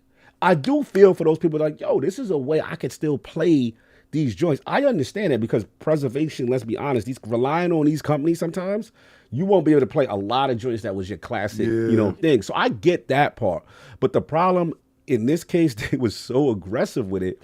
And when they get into play Tears of the Kingdom before the joint that dropped, was the issue. It was the pre-launch. It's over. When you messing with Nintendo's bag on a current gen system on a new release, because notice they haven't really went after like old games. That's what I thought was the red flag. It feels like every time Nintendo is at arms, it's over something that just drops. I could see it coming. Then they look like they was a little brazen with it, with the Patreon and the situation they was doing with the what they call them. We call it the ROMs, the freak offs with the ROMs, whatever they was doing with the ROMs. You know what I'm saying? But yeah, so it is what it is. They're gonna set an example. This is basically you punch the biggest dude in the mouth on the other side, and you're gonna see if anybody else jump off on the emulation scene. Now it may go on business as usual, and dudes may use the loopholes to not go as extensive as Yuzu, but you got to see how it go. But yeah, it was interesting. I'm not surprised at the least, and I'm not surprised at how aggressive Nintendo. There was one dude some other dude, I forgot. I don't know if it was a Switch emulator or a different emulator, but he just in the days following this, he just of his own accord shut it down. His own, I forgot which emulator it was, but he said it was, I'm not going to continue development on this because family stuff or whatever, this, that, and the other. But it just seems, you don't have to make a public statement out of it. Shut it down that way unless you got some skeletons in that closet. You gotta flush the work down the toilet, bro. Flush the ROMs down the toilet. So when they come get you, when the feds come, you good. You ain't got no CD binders. Yeah, you ain't got to put that blue light in that room to see what was going on in the ROM room. 5 minutes to flush, baby. Flush them ROMs, y'all. Yeah, so it's interesting, but again, yeah, I mean, let's keep it on the up and up. Let's keep it on the up and up, no doubt. So that's all I got. We're gonna move on to the next one. We got super chats. What we got? Yeah, we got a couple super chats. Let me see. Port Begging P, $5 super chat. Shout out to Port Begging P. Then we got Port Begging P again with the $5 super chat. It's me, Port Begging P. Y'all got me flustered. Reach arounds, legs up with the door open. Whoa. 2024 is gonna be a year to remember. Who's with the legs up with the door? Oh no, that's Addict. He wild. That's wow. He got his own visual for the man. That's crazy. Anyway, we good? What else we got? And then we have Donald Taku, $5 super chat. An Anbernic emulation handheld just fell into my hand, and it just happened to have over 4,000 legally acquired ROM games on it, and it's amazing. I'm sure it is. Man. Sure it is. That's wild. What else we got? And we got Marvin Ginyard, $5 super chat. Thank you for being a good sports. What's the best way to contact the Lords for Tekken Comp? I gotta ask the same question. Yeah, you can hit me on Xbox Live. Hit me on LordCognito with a space on Xbox Live. Send a message, and we tell you when the weekly dojo session will go down. Generally, sometimes it's Friday, Saturday. We didn't do one this week, but we'll be back on track next week. But yeah, hit me on Xbox Live. I'll try to get at least 2 or 3 other people from the community. That's definitely all you guys. We'll be streaming on Addict Arena. Addict will be you can stream on ILP. Nah, no streaming. If y'all want that, just have a fun. No, visual streaming smoke. It's all good. Then we got Donald Taku again. $2 super chat. It's me. I was the Nintendo ninja in the Discord. Shout out to Donald Taku. Doing the Lord's work. Do the Lord's work. Miyamoto sent him to shut that down. Shut that down. Mm-hmm. Then we got Silent Cypher, $2 super chat. They passed it around shareable spliffs. Oh, yo. Not the spliffs. The spliffs, yeah. Rom freak off. Wow. Different. Yo, Different. they gotta do a visual for that. No, we don't. Then we got Donald Taku, $5 super chat. Emulation is cool. Everyone drop their favorite ROM and emulator sites in the chat and your IP addresses as well. Thanks. In parentheses, totally not Nintendo. Hey, guys. Hey guys. This is awesome. Where can I learn more? Yeah, I can see a Nintendo wholesome guy trying to be in there as an infiltrator. It's funny. That's funny. Yo, Cog, you know something I thought about? I was watching Master Maul the other day. Ooh. Remember when he was the Legend of the Silver Fox? Yeah, the Silver Fox. I said, I happened to unconsciously do this stupid thing. Yeah, that's what it is to do. That's the Silver Fox joint. Yeah. I said, hey, yo, I said, I'm in love. Well, everybody had our characters back in the days, right? Facts. We get karate movies. Facts. And everybody had their characters. Remember Itch as Yeah, we had nicknames for them. Everybody had their nicknames.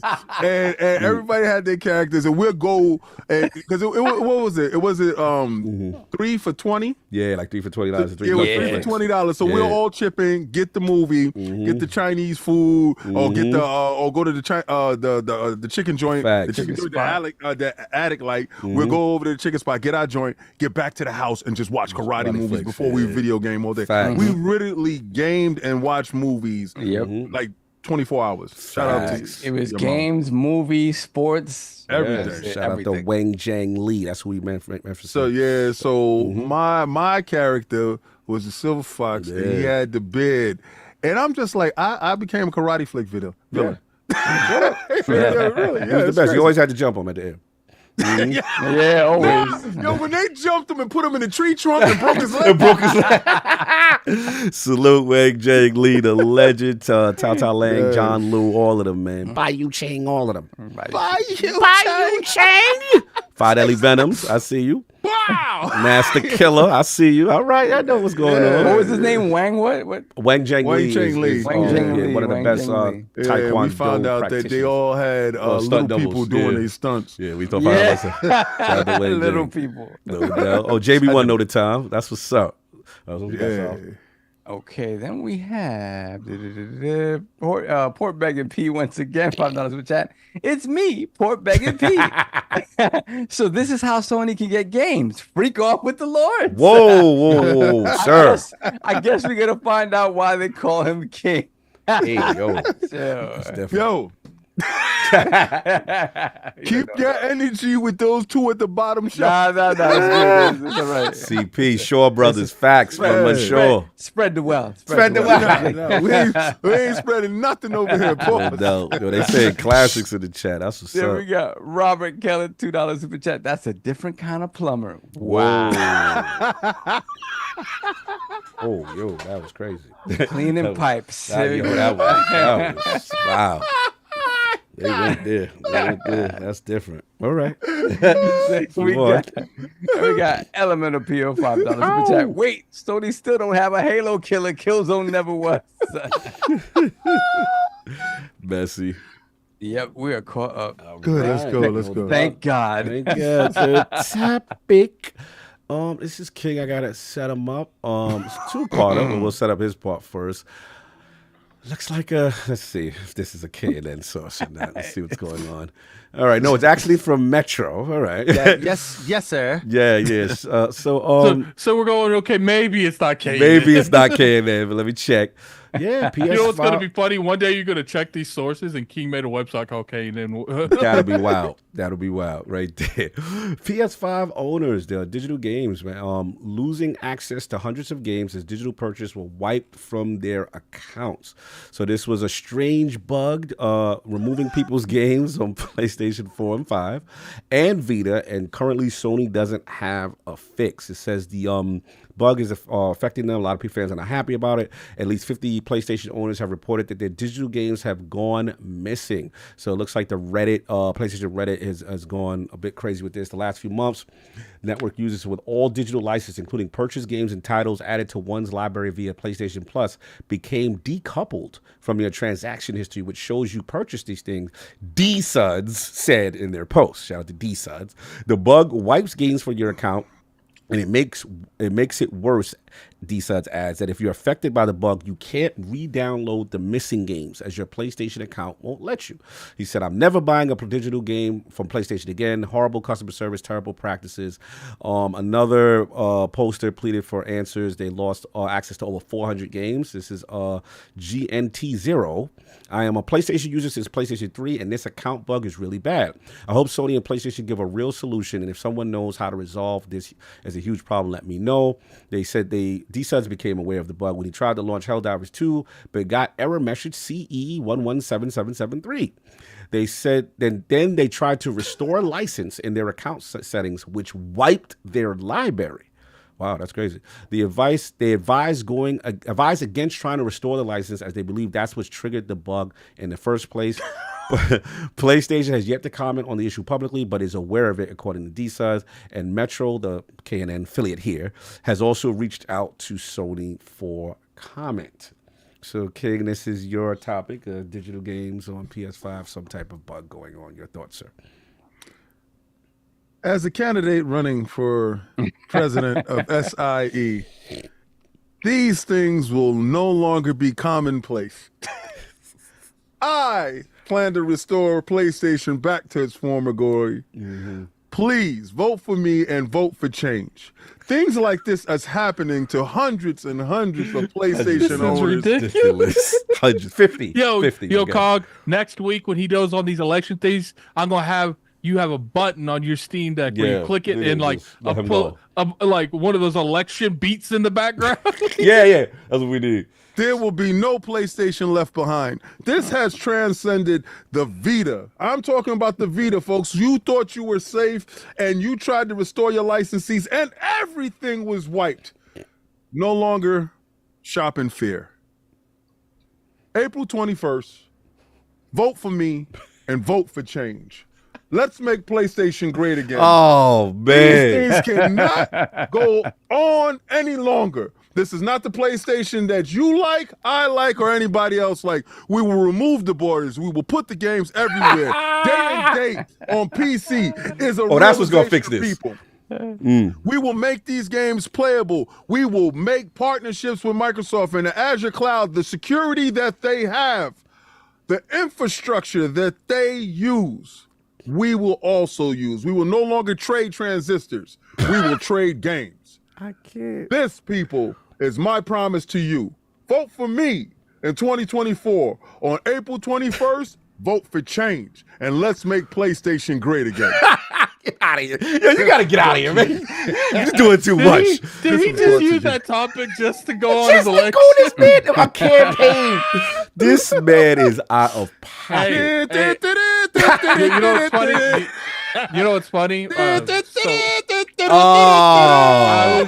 was listening. Yeah, see, I'm gonna find a royalty free beat like that or theme, and we're gonna put it every time King does his little nonsense. But, Clearly he's campaigning. So Your thoughts. King sent me a message, and he's okay. Your video's ready. So I'm listening to his video, so I can do the thumbnail and stuff and the title. And he starts this election thing. And then you can ask King. I called him. I'm like, yo, that was funny. You gotta go all out. Like you can't just because and I don't even know how. Where'd the date come from? April 21st.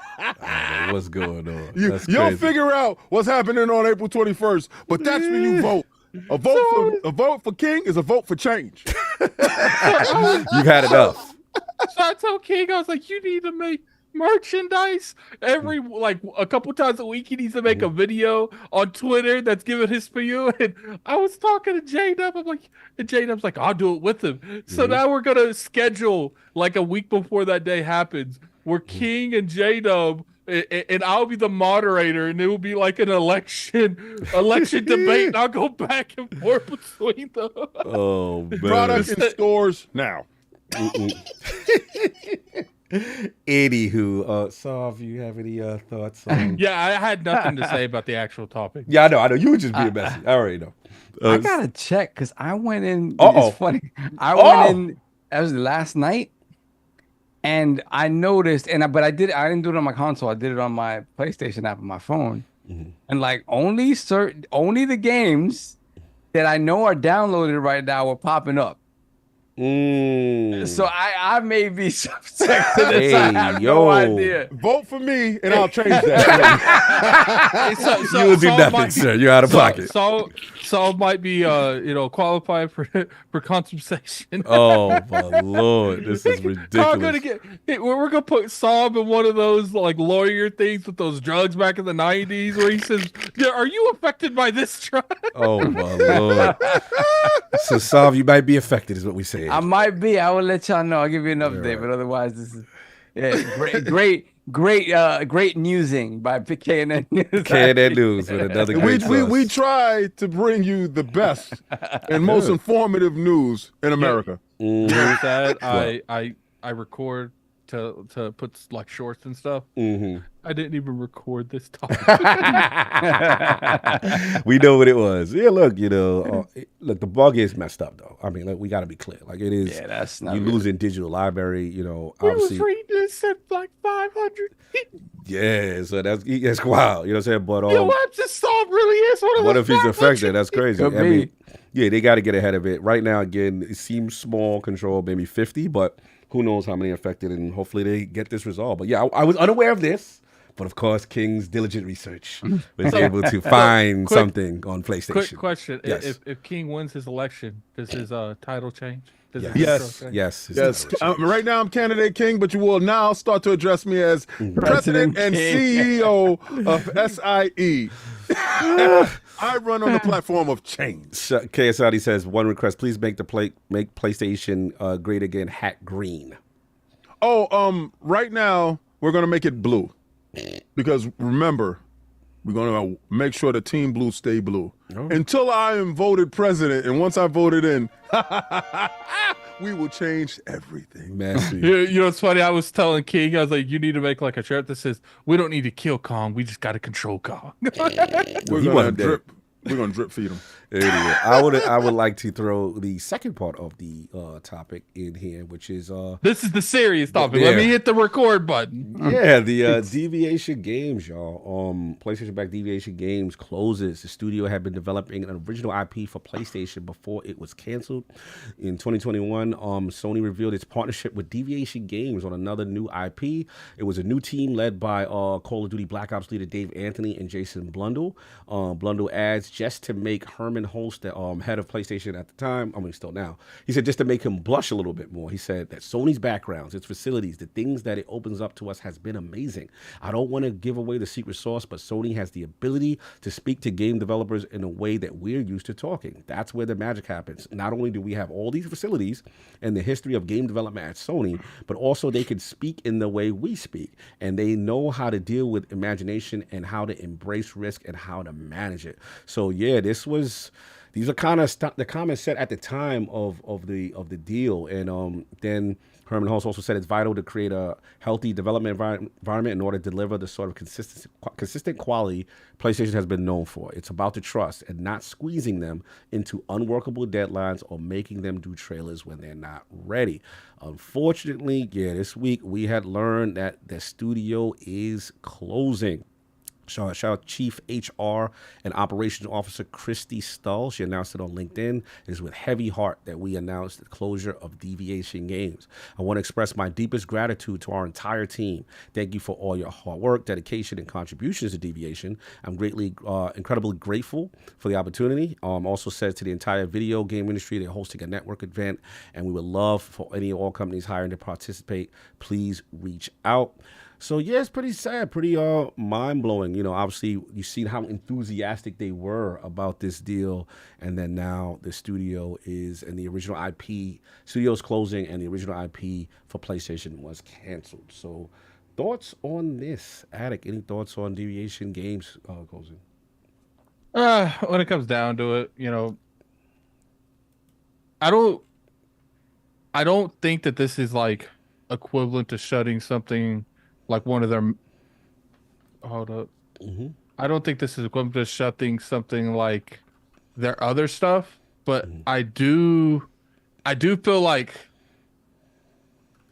the people that want to act like this isn't like a bad look on PlayStation is kind of crazy to me. Like, you know, people, this is like the same crowd that's been like screaming on Scalebound for like a decade now at this point. Like, and that game wasn't only, that game was just canceled. Like the studio didn't get shut down or anything. Like it's just, you know, PlayStation funded this studio, and I think they were solely making just one game, and that was PlayStation's game. And it does feel like, you know, maybe it was, I don't know if it was necessarily the product that they were making, because they were actually, you know, they went from wanting 100% into the games as a service market to rapidly doing a 360 and not doing the games as a service market.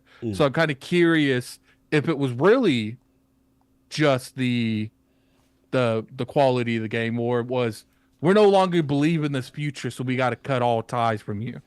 And if it's the latter, that's kind of messed up, man. It's like, you know, a studio believed in you enough to decide to deal with you like that, and if it's not necessarily because of not with the product you're making, but it was, we're no longer really heading into the games as a service model anymore, then I feel like at that point, you know, that might be worse. Yeah, from my understanding, it looks like Sony was to your point, Attic, the sole investor and had exclusive rights to the IP.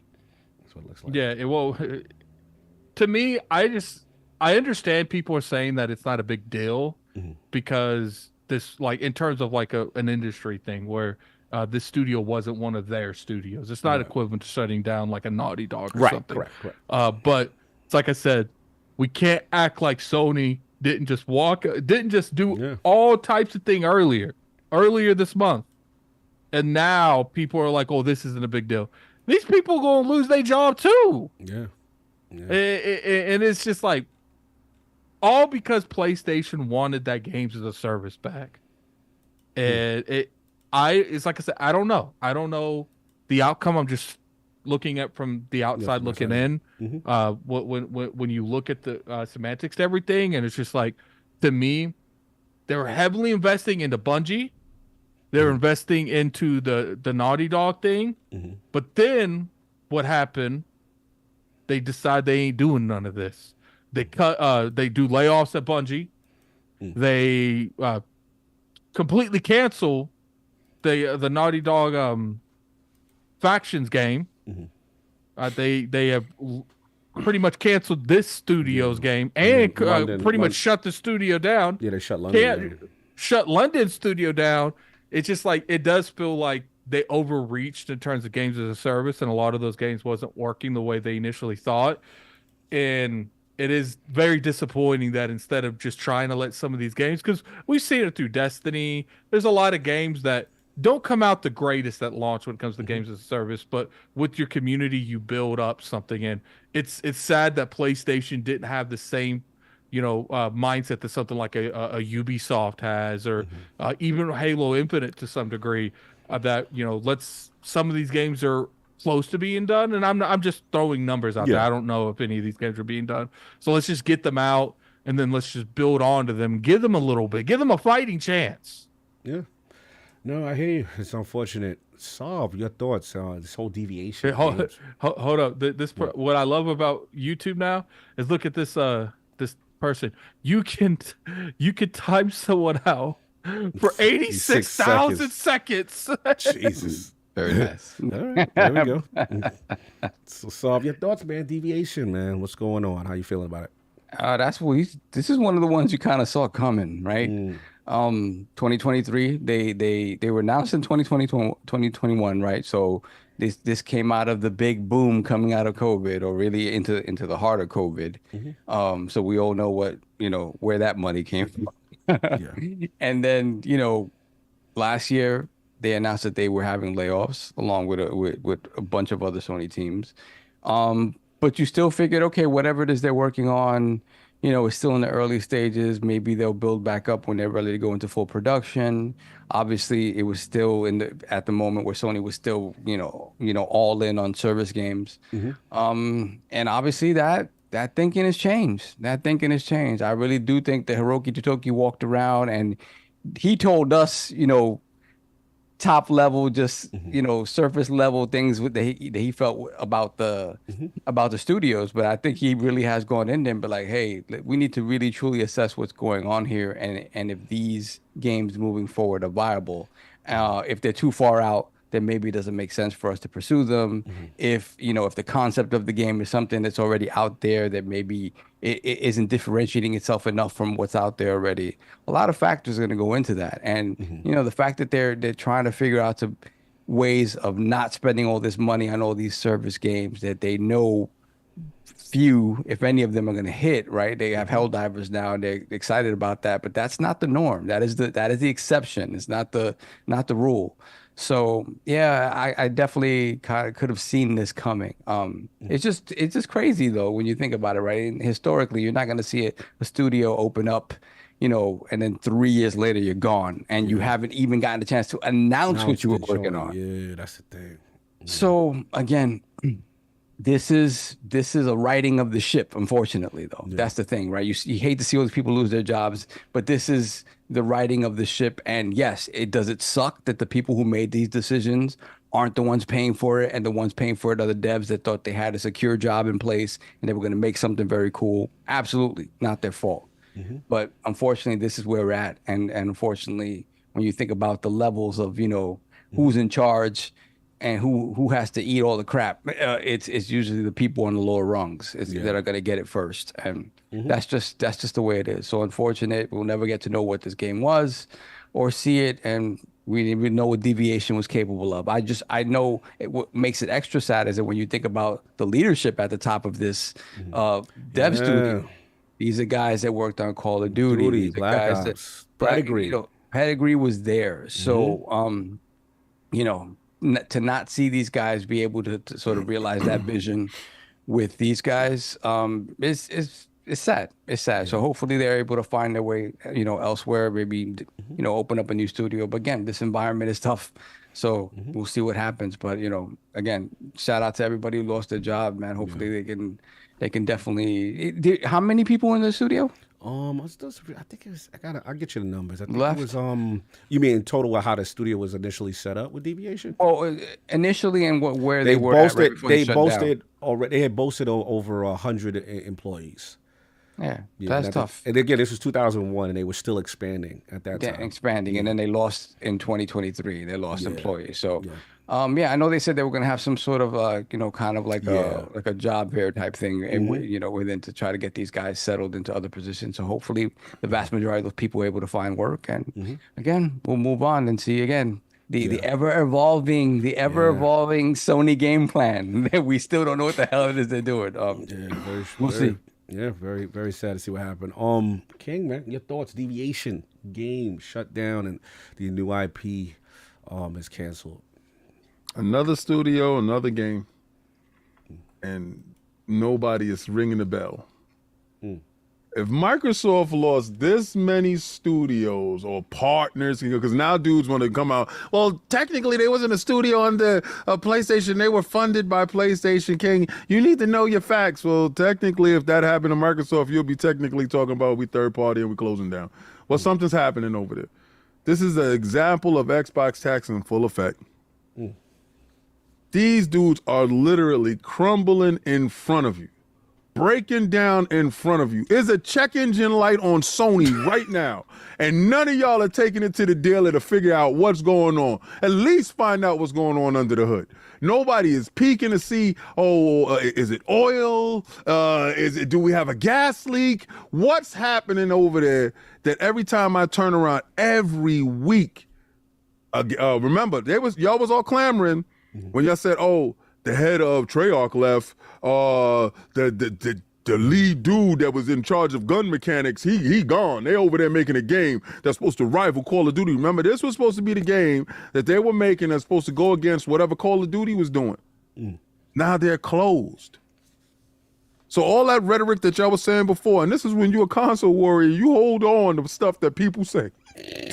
Clearly. Just to pull back up around, this is for me, just to pull back around the block and say, remember what you said? Now this studio was closed. This has nothing to do with 100 people losing their jobs. Hopefully all of that stuff will get sorted out. I said before the end of this year, whatever the total number was last year, we will double and triple that number of people losing their jobs in this medium that we all share and love. But it just seems in this early part of the year, the majority of these closures of studios is happening in one of the major three. Now, if you're looking at the major three, one of these kids is doing his own thing. One of these kids isn't one of the same. Nintendo's not closing down anything. Microsoft consolidated a couple of things, let people go. Yes, of course, because there was overlaps and stuff like that. We understand that part. But actual closing down, remember last week when we talked about Toys of Bob becoming independent? That was a bad thing, right?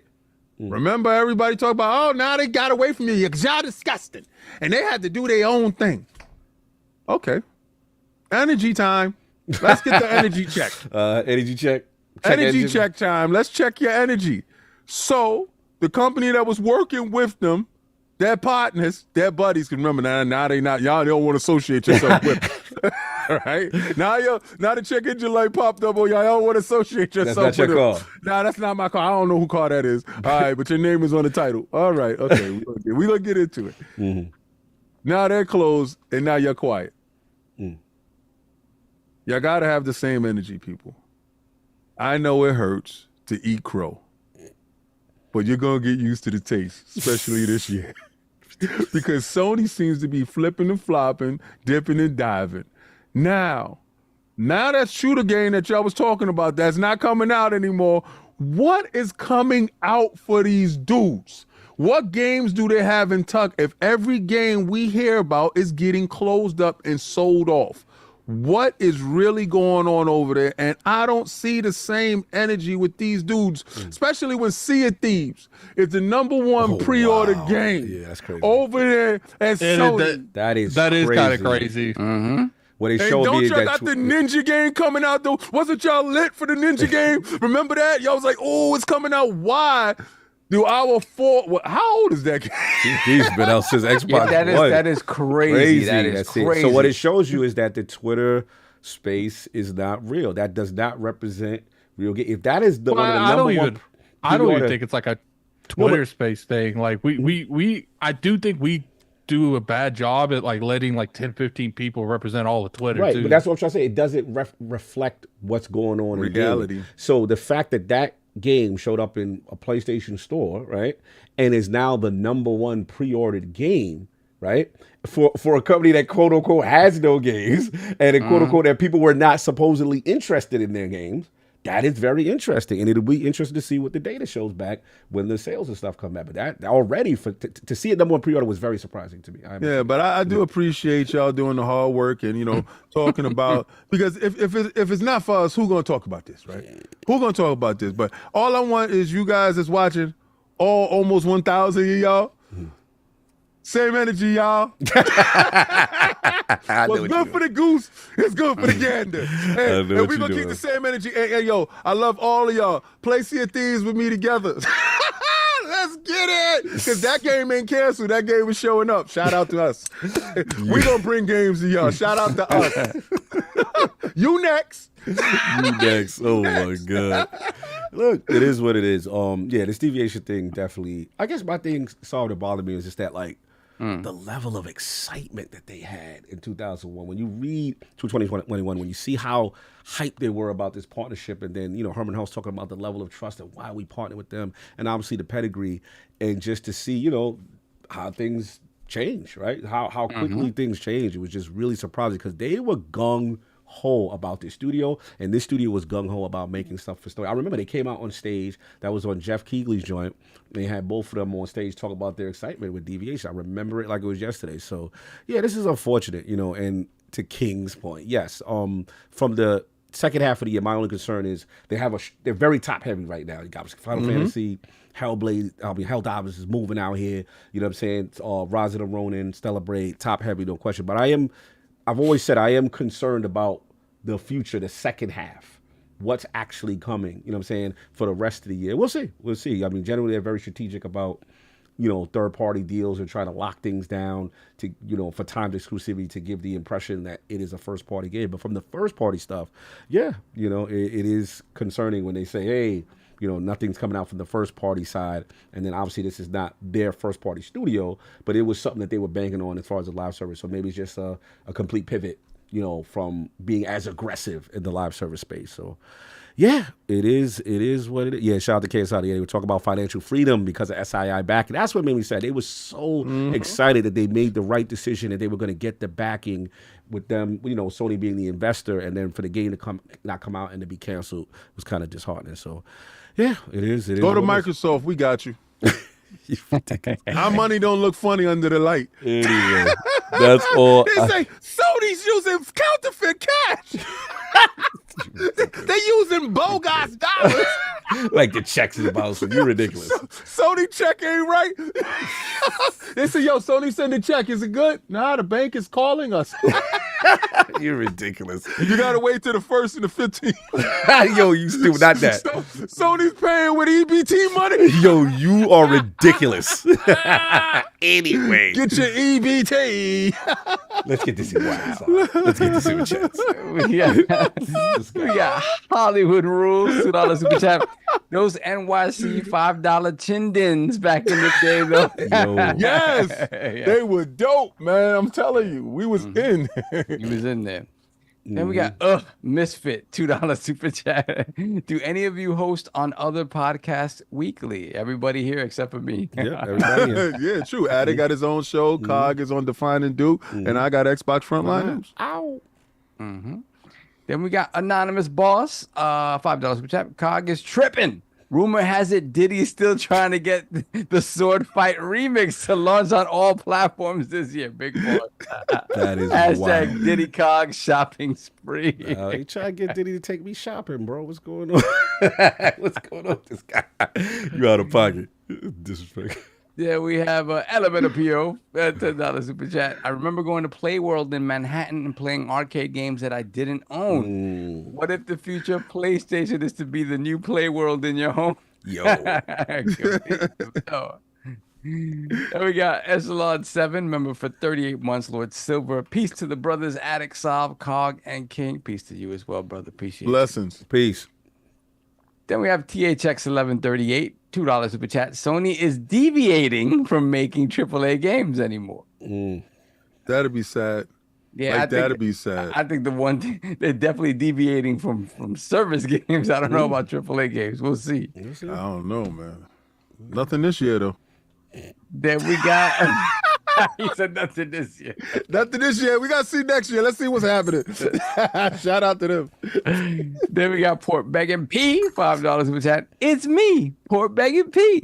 King in 2024, the change we need, the voice we deserve. All Sony games to PC day and date. Wait, I got a little carried away. Nah, that's what we're going to do. Day and date. PC, Xbox, everybody. We got to get this bread, bro. Yeah. Sea of Thieves is running wild. And we got Echelon 7, $5 super chat. Peace to the Lord. Shout out to you again, brother. Blessings. Then we got Jay with the $10 super chat. FYI, about 85% of the devs were laid off last year. Many of them, including the co-founder of the studio, Jason Blundell, started working at PlayStation last year, according to their LinkedIn profiles. That's the part, man. So the majority of the devs were laid off last year, which is crazy. So we got like a skeleton crew over there working. Yeah, that's sad. And we got Jigga J, $5 super chat. Like my Chicago Bears, where my Chicago Bears are where QBs go to die. Where they PlayStation is where studios go to die. Oh man. That could have been said about Xbox a few years back. Not anymore, but we changed that tone. Things different over here, son. Then we got Blue, $5 super chat. The PlayStation car is rotten from the inside out. Just strip it apart for scraps. Microsoft's called dibs on the God of War. Everything else they can melt. Jesus. Wow. Jesus. Melt it down.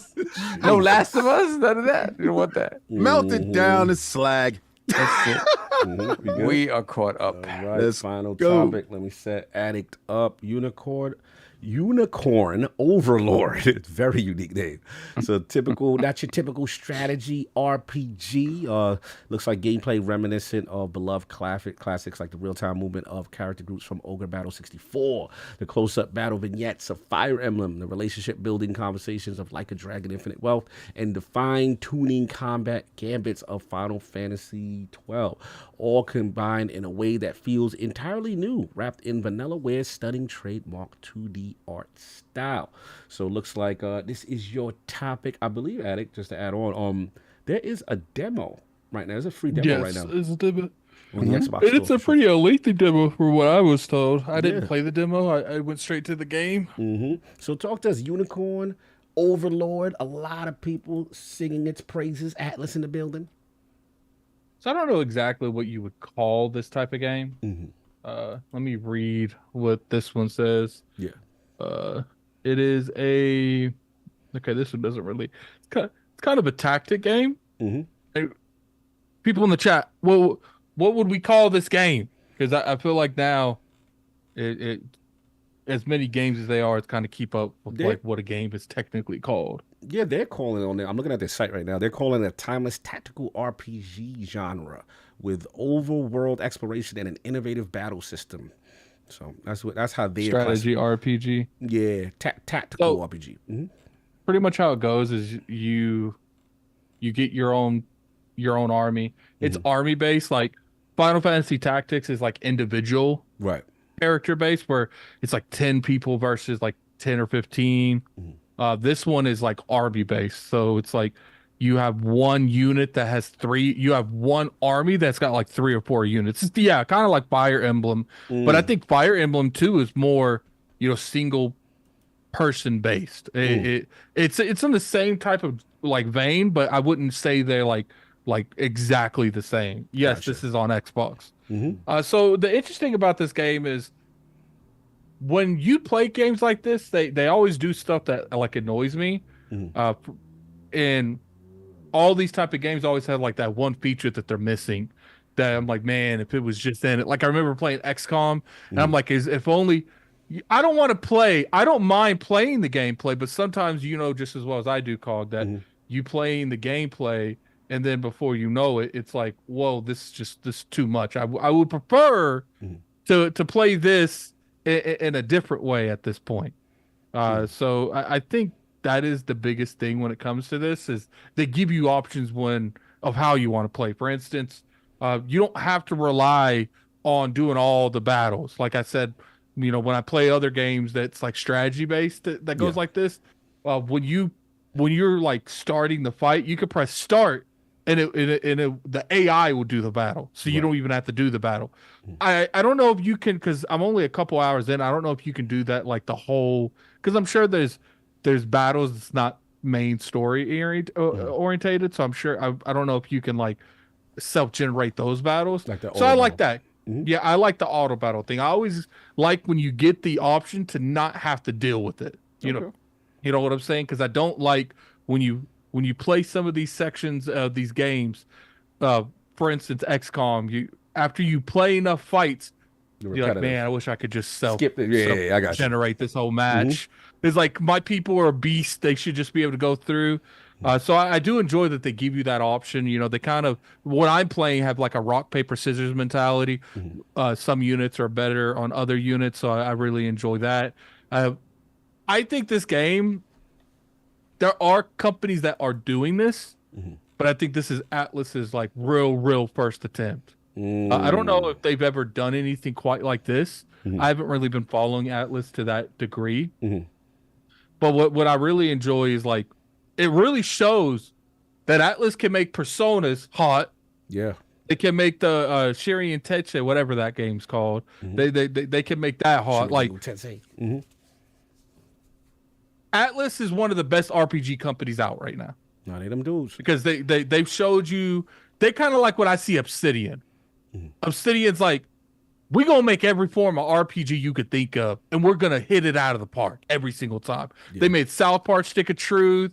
They made the Outer Worlds. They even made better Fallout games than the actual company that made Fallout. It has been argued. Oh, and then you see Atlus, they're making turn-based games. They're making strategy, grid-based games, and they're doing it to such a high caliber that at this point, they're getting where they're second to none. Yeah, I want to jump in general right quick because I'm looking at the battles, the side-scrolling battle part looks super dope. Like the art style, these dudes on dragon flying in, like the side-scrolling battle when they get it in look fire. Like I've never seen art style. The character sizes are really big, and then obviously you got the battlefield part with the siege stuff, the battlefield stage. You know, kind of like traditional units are moving around. But when they getting it in, that part looks really appealing to me. I ain't gonna front. This look like definitely look like a card. Oh, and it's one of those things where you could switch units out. You know, they got stamina bars where they can only go into battle like 3 or 4 times, and then you have to rest with them. So you could switch people out. They let you. There's like a grid space where you could put people in, and they're like, if they got spears, they attack the middle straight up. So if, you know, cavalry's weak to spears, so you want to put them on like the right, because then they both don't get hit. Like my main character has like a thief in front of him, and this dude does not get hit. Like, and what's funny is they can't hit my dude unless they go through the one in front of me, and he is so agile, no one can hit him. Man, elusive with it. Yeah, it's good, man. It's one of those things where I played it and I was thinking, you know what, I could really get down on this game. You know, my mouth has been hurting a lot, so I've had it for like 2 days, and I haven't really been able to sit down and play it because, you know, sitting up enough, it's annoying. Someone said, for Addict, why are you not a mobile player too then? Yeah, they said, because I don't play stuff on mobile like that. Yeah, they put shout out to Donald Taco. He said Vanilla Wear. Shout out to Chael Walker. He's got like 34 hours into it. Big Poppy Senpai said the battle's auto for the whole game. Yeah, people are liking it. People are liking it, man. People are really feeling like it. 88, 89 on Metacritic right now. Yeah, absolutely. So you said if you sit up too long, it hurts? No, it just the weight, the on gravity, my jaw. right? Yeah. So you should lay down and play. See, there he go. I'm just giving advice, you know, so he could stream and lay down Well, no, I and leave the got- door open. I got this. I knew that I got was this coming.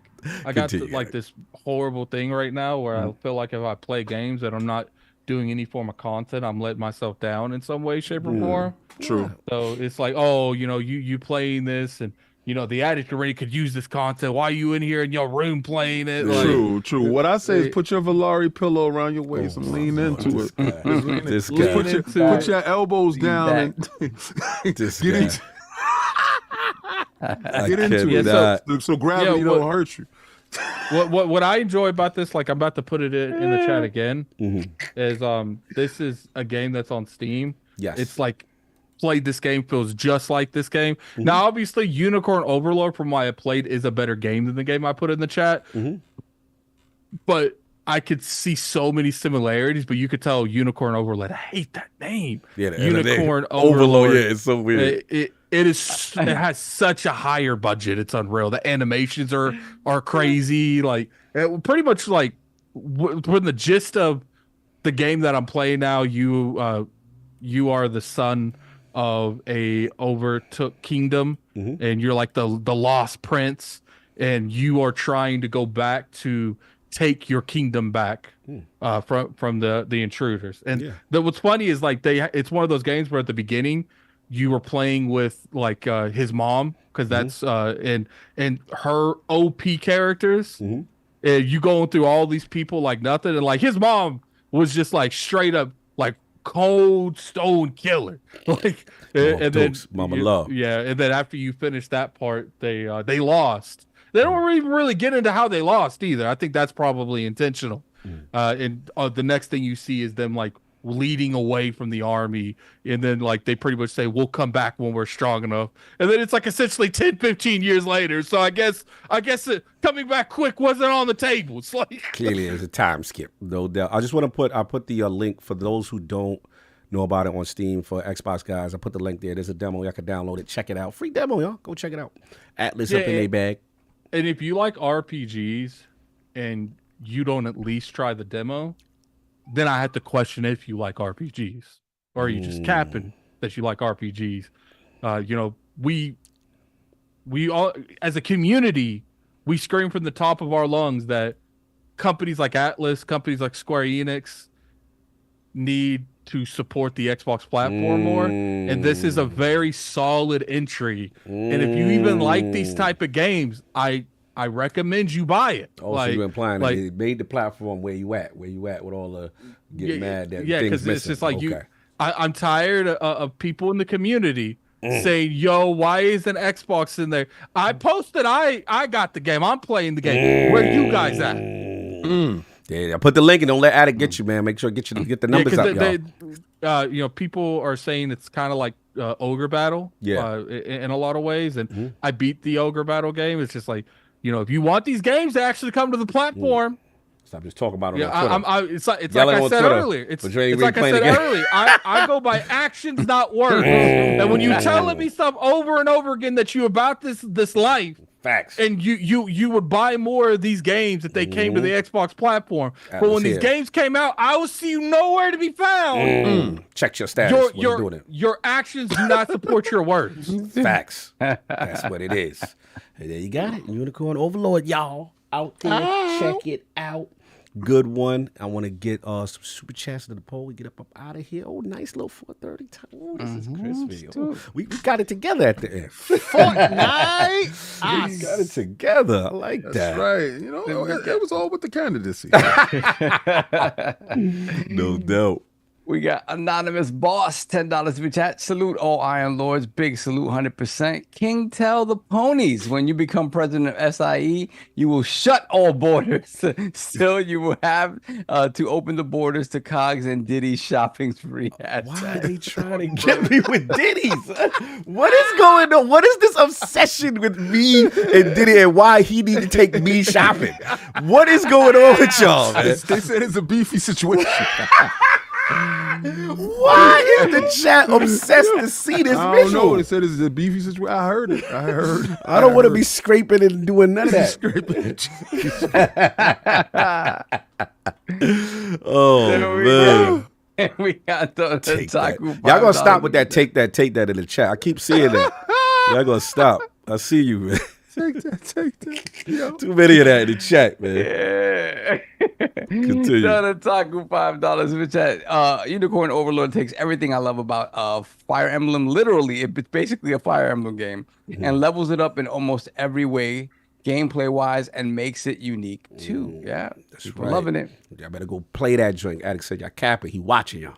Yeah. See, here's the thing. Even if you don't buy it, if you don't at least play the demo to Play the see demo. if you like the game, Yeah. then you're frauding. Frauding. You frauded all up and down. What the is- King? what? Yep. King, pull up the fraud, man. Fraud Pull up the alert. Oh, yeah, fraud, fraud bro. alert. I thought Time, you were supposed to Atlas have. games always I thought miss you the were supposed to platform. have your own fraud. Like, what happened When to have you that? ever seen me use a fraud light? Well, I got said you. was I got gonna you get on the one, emo. remember? I got you on the emo. We ain't worried Yeah, about see, it. I got look, you. he emoted you. I emoted you as it is. Let's go. Then we have Just Spartan $5 super chat. Happy Sunday, Lords. Never played Tekken, but Cog and Maddie's glazing made me give the game a shot. I'm Yo, we gotta figure out what they glazing for. What's glazing? What's going on over in the finance? I don't know what glazing Yo, is. what's up, man? I just told the man to play the game. I don't know what this glazing part is. Oh, okay. That's different. All right. I didn't induce the man to do something that he wasn't comfortable doing. Yo, Somebody they came over out there- that conversation real sticky. Man. We did not lubricate that man into playing the game. They're over there glazing. Hey, what's happening, bro? We're not glazing anyone. What's up? This verbiage is very different. Yeah, it's like the only word in there that makes no sense whatsoever. Yo, man. it's like he was doing two things at once and used the wrong word for stuff that he was doing. He just confused the two conversations. He crossed the stream. Like, Oh, my bad. I used that word here. My bad. Said man. big glaze energy, glaze tactics, glizzy glazers. Yo, they wildin'. Glaze diving. I don't know what that is, but we weren't doing that. Hell glazers. Nah, I'm not playing that joint. You can play that game by yourself. That's a solo situation. Dragon, infinite glaze. I don't like that Elven glazes. Do not associate me with glazing nobody. No. We got Pragmatic Eagle member for 51 months. Lord, go. Glad I got to catch the stream live. It's been a while. ILP hashtag the GOAT. Thank Salute. you. Blessings. Salute. Then we got Silent Cypher $2 super chat. Hashtag beefy glazing. Yeah, y'all doing too much, man. I'm gonna still have to put y'all on timeout. Y'all doing too much. This glazing joint is going different, man. Y'all did it with the beefy, but this glazing. Might need an emote. No, for we don't. glazes. No, we don't. The glazes. I don't want no visual representation of what that is. Then we got Mandico McThickens $5 super chat. Diddy is going to make Cog do the shoulder shrug as he pulls him out into his special office. Take that. Take that. Off. Yo, that's wow. See, I thought we was cool, man. Oh, You're doing the most. Doing the most. Did he got a special chamber just like MJ out there? He called it Wonderland. We got to get out of here before they keep super chatting. Let's get to this the poll. Boom boom room. Moving on to the poll. Pause. The glazing goes down in the boom boom room. He said the boo boo room. Remember that? Yo. Sound like a whole club Shay Shay moment. Let's go. Man, that's Let's crazy. go. So, new ILP. I'll go up. Which of these games? Simple one. Which of these games from the recent Xbox Partner Showcase has you the most excited? Very simple. Choices are Stalker Trilogy, B, The Alters, C, Tales of Concerta, or D, Path of the Goddess. Nice and simple. We just want to get a gauge. What was the one that got you the most excited? The poll will go up. Pause on the ILP Twitter account, and you guys can vote there about the results of that. That's what we were talking about. Anyway. That is it. We got one more. We got Duckman Games. Remember for 43 months, Lord Bronze. Cog walking for Diddy Cheesecake. Vote for King or Kong will die. Not the cheesecake. Juniors. Go to Juniors. Yo, Brooklyn. y'all know how to take everything left. I didn't do that. That was crazy. Let's get up out of here. Yo, they say love y'all too. Y'all stupid. Shout out to everybody in the chat. Lord Addict, where can the fine people find you? What you got going on? You can find me on Twitter at LordAddictILP. You can find me on YouTube at Gaming Addict. I'll be releasing some videos this week. I kind of like slowed down a little bit just because I can't talk for a whole lot of time. I feel you. But you know, definitely coming through on that. You know, it was a good time, man. It was a good time. I think we have a pretty good year of gaming out of us. Yeah. You can find me on YouTube at Addict Arena. I will not be streaming today. I'm gonna, give me another day, maybe two, before I get back to content creation. But we're gonna, after the podcast, we're gonna raid Josh in 64. That's who we're gonna. So salute. That's the homie. Right He's doing a Mario. Tribute? Mario stream for Mario Day. Mario Day. So definitely go over there. And I want to see some ILP raids in his chat. Yeah, facts. That's the homie. Met him in real life. He's outside. Salute. Lord Solve, where can the fine people find you? What you got going on? Nothing. Let me see if I get some banishers in, and hopefully, if you guys get on, maybe let's see if my wife lets me. If my wife lets me play some Tekken. Yeah, little Friday, little Saturday. Figure it out, man. Yeah, man. I gotta figure it out because I've yet to play a human being. Tekken. Got to get it. Got to get that in. Lord King with the speech of the ages. Where can the fine people find you? What you got going on, sir? You can find me running for president of SIE on April 21st. Cast your vote before I can make PlayStation again. But find me at Xbox Frontline News where I drop content daily, Monday through Friday. Saturday and Sunday I take it off because, doing this, that, and the third. But Friday is a call-in show, live call-in show. So if any of y'all did not agree with anything that I said now or during the week or anything I say on Twitter, it's open. It's not closed. You don't even got to be a content creator to call in. You don't like anything that I said or you do, call in. I have never been disrespectful, won't be disrespectful. Don't call in cursing. Have a great conversation. And maybe we can get to the crux of your issue with me because maybe you don't have an issue with me. Maybe you have an issue with somebody else that has an issue with me that don't really have an issue with me because they're confused because somebody else told them about something. But I'm going to tell you to stand up on your own 2 feet and have a conversation with me. Vote for me in 2024, April 21st, to be the president of SIE. And let's make PlayStation great again because this stuff can no longer go on. Are you upset? Are you locked out of your account? If this stuff happened to you? Are you upset? Are you upset? I will fix all things and I will remove the borders. Games will be everywhere. When we play, we all play. As Sea of Thieves has shown, y'all need games. I'm the right person to get them to you. Okay, I see what you're doing. Oh, man. Salute everybody in the chat. Another hilarious show. Salute to everybody. Super chat. Oh, super chat. Go get the super chat. We got JD Gamer 2 on super chat. By the way, pathetic pork begging ponies got no game. Salute. Look, there's still a bunch of y'all in here before we send y'all over. If 600 of y'all could go to the top of the chat and hit that link because we're going to be in PAX East. And that's going to be the Lords of Gaming channel. If y'all can hit that subscribe button, show some love because we're going to be start putting our content from PAX East up there. We're going to have a podcast next week with the Lords of Gaming team. Myself, I will be part of it. Just a little brief thing just to get people hyped, see what we're interested in covering. But go check us out. It really means a lot to support us on the media side. You know what I'm saying? That allows certain opportunities to get bigger guests, to get bigger interviews, things of that nature. So if you can, it's pinned at the top of the chat. Where it says LOGNET PAX East, subscribe. Hit that link. Subscribe to the Lords of Gaming Network channel. We got more things coming. March is going to be crazy. A lot of fun plans. I appreciate chat. Yeah, Real Mark, thank you. Just hit the sub. That's all we asking. Hit the like, hit the sub. Really support the independent content creation and media movement. It really, really means a lot. And yeah, and again, you heard my man King. If y'all got any problem, he do got a call-in show. You know what I'm saying? Just call in. That's one thing he does. He allows free conversation to come in. There's no gatekeeping. There's no how many subscribers you got. It's an open forum. Go check it out. Thank you, AKW. Thank y'all, everybody. And that's all I got. Addict, we're going to send them over, and we out of here. Yeah, You got yeah. Anything else? All right, we out. Wait, one more. Oh, One more. JD gave me $2 super chat. Pony's out here scared. That's what's scared of Xbox.